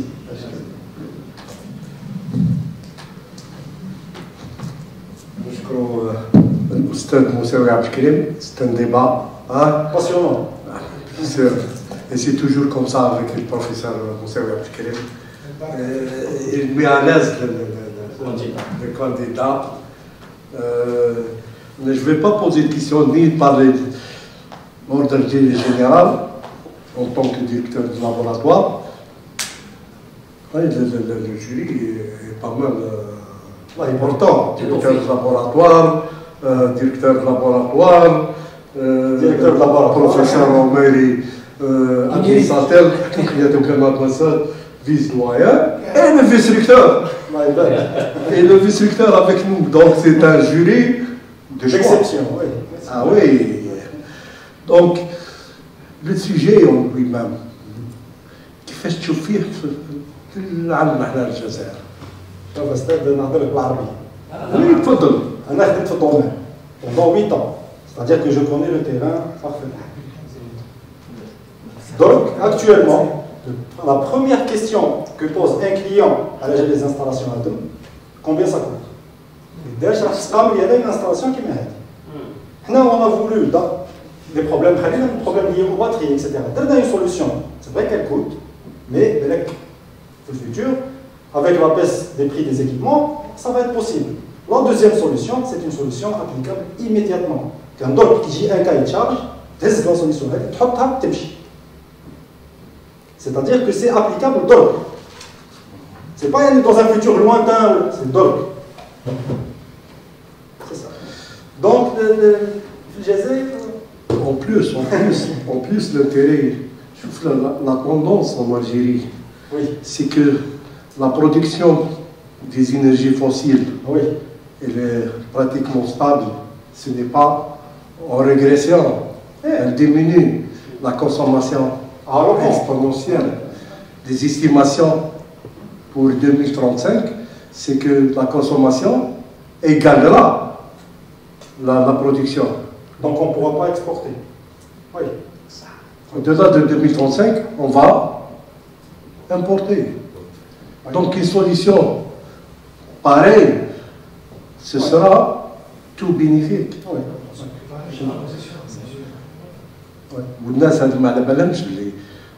Heureusement, les décideurs maintenant, on planifie une production de à peu près 20 mégawatts. Ouais. En énergie renouvelable. Il y a 20 mégawatts في أضرار. En énergie renouvelable. Ou en Algérie plus, s'ils investissent dans la diminution de la consommation. C'est-à-dire qu'il y a 80% de la consommation رايحة للménage. Mais parce que c'est les subventions. مش رايحة للindustrie. كيما كتبتيها الديابو تاعك. Le ménage consomme 80%. Donc, on a une subvention de 65%. 65% de l'État. Donc, ils payent 35% de la facture. Donc, des solutions pareilles sont tout bénéfiques pour l'Algérie. Je passe la parole au professeur Borgé Batarek pour m'encourager et féliciter le Donc, en premier lieu, je tiens quand même à remercier mes chers collègues d'avoir accepté de participer aux soutenances de doctorat et d'avoir expertisé le manuscrit de l'essai de Akram. En l'occurrence, donc, M. Labar, M. Oumairi et donc, comme nos invités, et M. Mzadmi, M. Abdelkrim Moussaoui. Ils ont pris le temps quand même de lire le travail de Akram et d'écouter, de suivre la présentation et donner vraiment des observations que je trouve très pertinentes qui vont nettement améliorer la qualité de notre travail. J'aimerais bien mentionner 2 à 3 points avant de parler donc un petit peu sur Akram. Au niveau de Akram, il a fait un excellent travail et c'est un travail qui n'a pas été facile. L'historique du projet, en fait, il est extrêmement difficile, il est extrêmement à la page, notamment parce qu'il a été lancé en 2019. L'idée, ça commençait quoi? Ça commençait quand même, comme vous le savez tous, donc avec les énergies renouvelables. Et comme les énergies renouvelables ont le problème d'intermittence, et ça veut dire, comme je te fais les cours en Algérie, On essaye de travailler beaucoup sur les énergies renouvelables, mais on n'a pas un projet, on n'a pas un programme parallèle pour le stockage. Donc, tant que vous parlez des énergies renouvelables, il faut absolument parler de stockage. Malheureusement, on a la courbe, donc les prévisions, mais parallèle. Est-ce qu'on a des solutions pour le stockage? Est-ce qu'on a des usines pour faire? Mais ça ne sert à rien de faire, supposons qu'on est arrivé à faire avec les mégawatts, les derniers après. Donc c'est des parallèles. Donc malheureusement, les dirigeants, donc il faut qu'on tire la sonnette d'alarme de nos dirigeants. Donc on parle des énergies renouvelables, on parle en parallèle de stockage, que ce soit en termes d'équipement ou en termes des techniques de gestion. Là, je me souviens, donc l'idée du projet, ça fait des dizaines d'années, c'est que peut-être avec Toyota. Toyota, lorsqu'ils ont fait leur première voiture électrique, c'était le problème principal de la voiture électrique, ce n'est ni le moteur, ni du tout, c'est le problème, c'est les batteries. Donc, l'entrave principale des voitures électriques, ça a été deux choses. Premièrement, la dégradation rapide dans les batteries et toutes les tentatives, donc au niveau, parce que moi-même je suis un spécialiste aux matériaux, toutes les tentatives pour améliorer, donc vraiment, des batteries extrêmement performantes, ils ont fait leur étude. Pourquoi les batteries se dégradent rapidement dans les voitures? Ils ont trouvé que deux choses qui mènent à la dégradation des voitures. C'est premièrement lors de démarrage, parce que la batterie, comme il a montré Akram, donc il n'a pas bien expliqué donc, le système électrochimique, comment ça se passe, donc la réaction chimique, c'est que la batterie elle est faite pour donner une densité d'énergie élevée. Mais lorsqu'elle est sollicitée par une puissance, elle peut faire le travail, mais avec les électrodes, les matériaux, c'est une réaction qui va détruire les électrodes plus rapidement. C'est le premier point. Et le deuxième point, qui a été vraiment le point noir dans les voitures électriques et jusqu'à maintenant, c'est que lors de l'accélération, les voitures électriques n'arrivent pas à répondre à l'accélération. C'est-à-dire lorsque vous accélérez, par exemple, vous n'arrivez pas à le faire avoir l'appel à courant le plus rapidement. Donc ce qu'a fait le premier, il faut lui dire la vérité, le premier brevet en ce sens était vers 2007-2008, si je me souviens. On a présenté ça donc, dans une conférence aux États-Unis. Et qu'est-ce qu'on va faire? Tout simplement, on va faire aider le système d'hybridation. C'était un des chercheurs de Toyota. On va faire le système hybride. Donc, lorsque je vais démarrer, je sollicite la supercondensateur. Et lorsque j'accélère, je sollicite supercondensateur dans un régime normal, je vais solliciter la batterie. Ils ont montré ça techniquement, rapidement, avec des courbes, avec des trucs. Ils ont trouvé que la durée de vie des batteries a été nettement améliorée. Parce que finalement, je faisais de la batterie, c'est ça. Donc il y en a même. On est en collaboration avec Maxwell. Et comme par hasard, c'était en 2019, c'était l'année Maxwell elle a été achetée par Tesla. Oui, et c'était le rôle, Maxwell c'est la compagnie principale qui fabrique les supercondensateurs. Elle a acheté tous les brevets donc, pour les supercondensateurs, elle a acheté. Mais Maxwell a dit, donc c'est bon, Tesla en 2019, déjà il avait acheté on a acheté ça principalement, c'est pour l'intégration entre les supercondensateurs et les batteries, et aussi c'est le BMS, donc c'est pas uniquement de les mettre tous les deux, mais toute la gestion, quand est-ce que je vais utiliser ça, quand est-ce que je vais utiliser ça, mais c'est pas aussi simple que ça. Je n'arrive donc à une des questions de monsieur là-bas, les gars, on habite parce que dans une thèse, on est des scientifiques, c'est-à-dire dans une thèse, on doit faire le parce que des fois, on نستفادوا من الفشل تاعنا أكثر من النجاح. Monsieur Labarre, il a évoqué avec l'utilisation de l'intelligence artificielle. On a essayé de plusieurs mois on n'a pas pu. ما كانش عندنا les connaissances nécessaires, ما عندناش les compétences nécessaires. Et la puissance de calcul. Les puissances ni la puissance de calcul. حنا تاني كنا حابين أنا وأكرم on a travaillé on a perdu beaucoup de mois. Après ما كملنا le travail هذا حبينا قلنا بلي donc la gestion هذيك راح تكون une gestion avec intelligence artificielle. Si on a pu faire هذايا le truc en intelligence artificielle, qu'on a droit à un papier extrêmement important parce qu'on a خدمنا فيها et on a utilisé. Et comme les doctorants تاعنا يحبوا يكملوا يحبوا كذا ديجا عطلناه شويه دونك ما حبيتش نزيد نكثر عليه. Mais هنا on a essayé ça donc des mois et des mois. مش on n'a pas pu le faire. Peut-être que il viendra Inch'Allah que lorsqu'il va être recruté comme enseignant chercheur, on va continuer le travail avec d'autres personnes. Oui. Pour joindre là. Il suffit d'avoir un FLC. Un décideur flou. Il règle le problème. Ok, déjà, d'accord. C'est la manière de la présenter. Bien sûr, bien sûr. C'est l'application. C'est l'application et comment présenter. Bien sûr. Parce que le problème c'est quoi? Est-ce que tu as les entrées cool? Est-ce que tu as entrée par entrée? Est-ce qu'il y a un problème qui est l'explosion combinatoire? D'accord? Parce que l'ensemble des règles est tout même. Quand il y a beaucoup de paramètres, c'est Donc, ce qui veut dire que lorsque tu vas faire un sujet, les chérah Tesla, ou les en train de travailler, donc ça veut dire que c'est extrêmement important. Alhamdoulilah, en Algérie maintenant, donc Akram Hanaf également, donc les partenaires en Algérie, ou la Haja, donc en train de travailler, des gens où ils sont en train de faire exactement le même travail, pas plus. Exactement le même travail, c'est comment associer les supercondensateurs avec des batteries pour améliorer les performances des batteries. Les supercondensateurs, donc la cyclabilité elle est très élevée d'un côté, en plus de ça, une densité de puissance très élevée.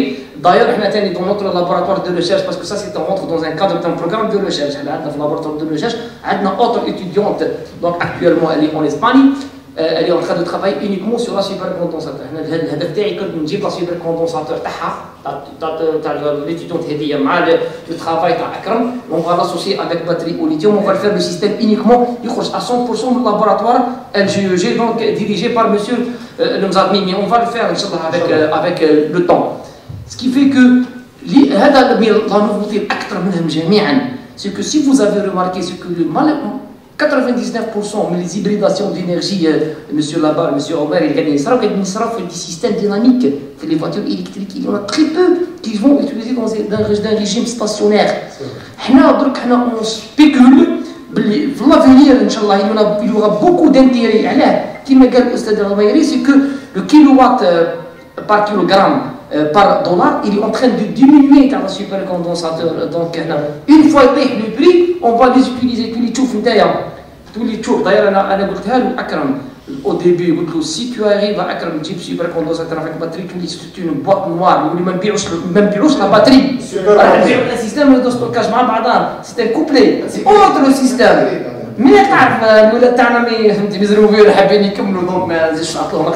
Mais l'idée c'était ça.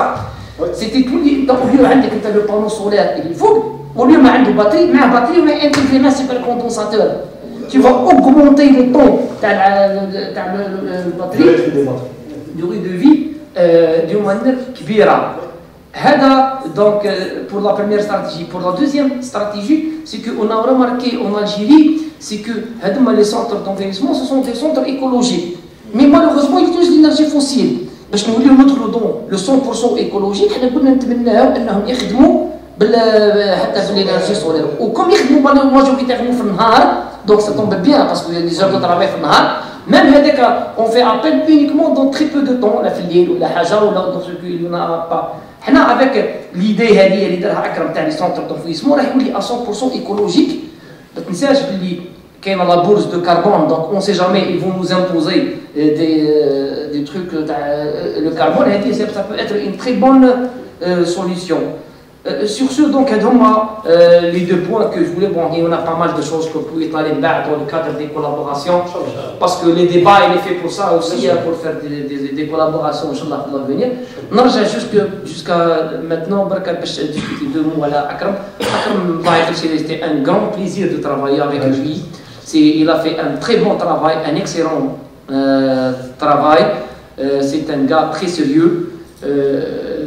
C'est un gars qui a vraiment de très bonnes capacités. Il a travaillé beaucoup à l'entreprise. Il m'a facilité quand même la tâche, c'est quelqu'un de très mature, il a été quand même, il a vu le réel, يعني عاش حاجة اللي ما كانش ياسر عند les étudiants تاعنا. Il a touché l'entreprise, اللي خلاه هذا عاونا ياسر. La seule difficulté c'est que Akram il était un bon ingénieur. وكم بالك انتم تعرفوها تاني c'est que un bon ingénieur باش تقلب un bon chercheur صعيبة. L'intelligence artificielle. C'est-à-dire Akram il était un bon ingénieur. Dans sa tête il est un bon ingénieur. Ou comme l'esprit d'un bon ingénieur باش تقلب un bon chercheur, mais malheureusement Akram il en fait. Alhamdulillah, on a il est devenu aussi un bon chercheur, maintenant il est un bon ingénieur et un bon chercheur. Maintenant donc le tout avenir florissant, ou à part aussi le caractère scientifique ou les connaissances scientifiques, c'est un gentil garçon de très bonne éducation. Je félicite donc aussi les deux parents pour l'éducation qu'ils ont donnée à leur fils. C'est une fierté d'avoir quand même un chercheur comme ça dans notre groupe. شكرا.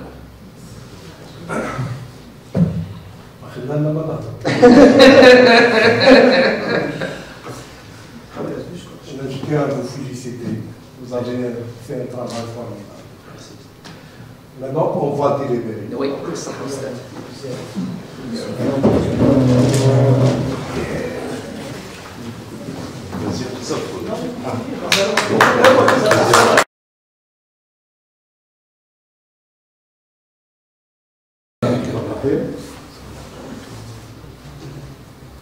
Le candidat Zerman Akram a présenté un exposé d'une manière très pédagogique, ce qui reflète une très bonne maîtrise des sujets. De même, il a répondu d'une manière très convaincante aux questions des examinateurs. Sur ce, le jury, à l'unanimité, propose à Monsieur le ministre de l'Enseignement supérieur de lui octroyer le diplôme de doctorat avec la mention très honorable et avec félicitations du jury. Moubarak.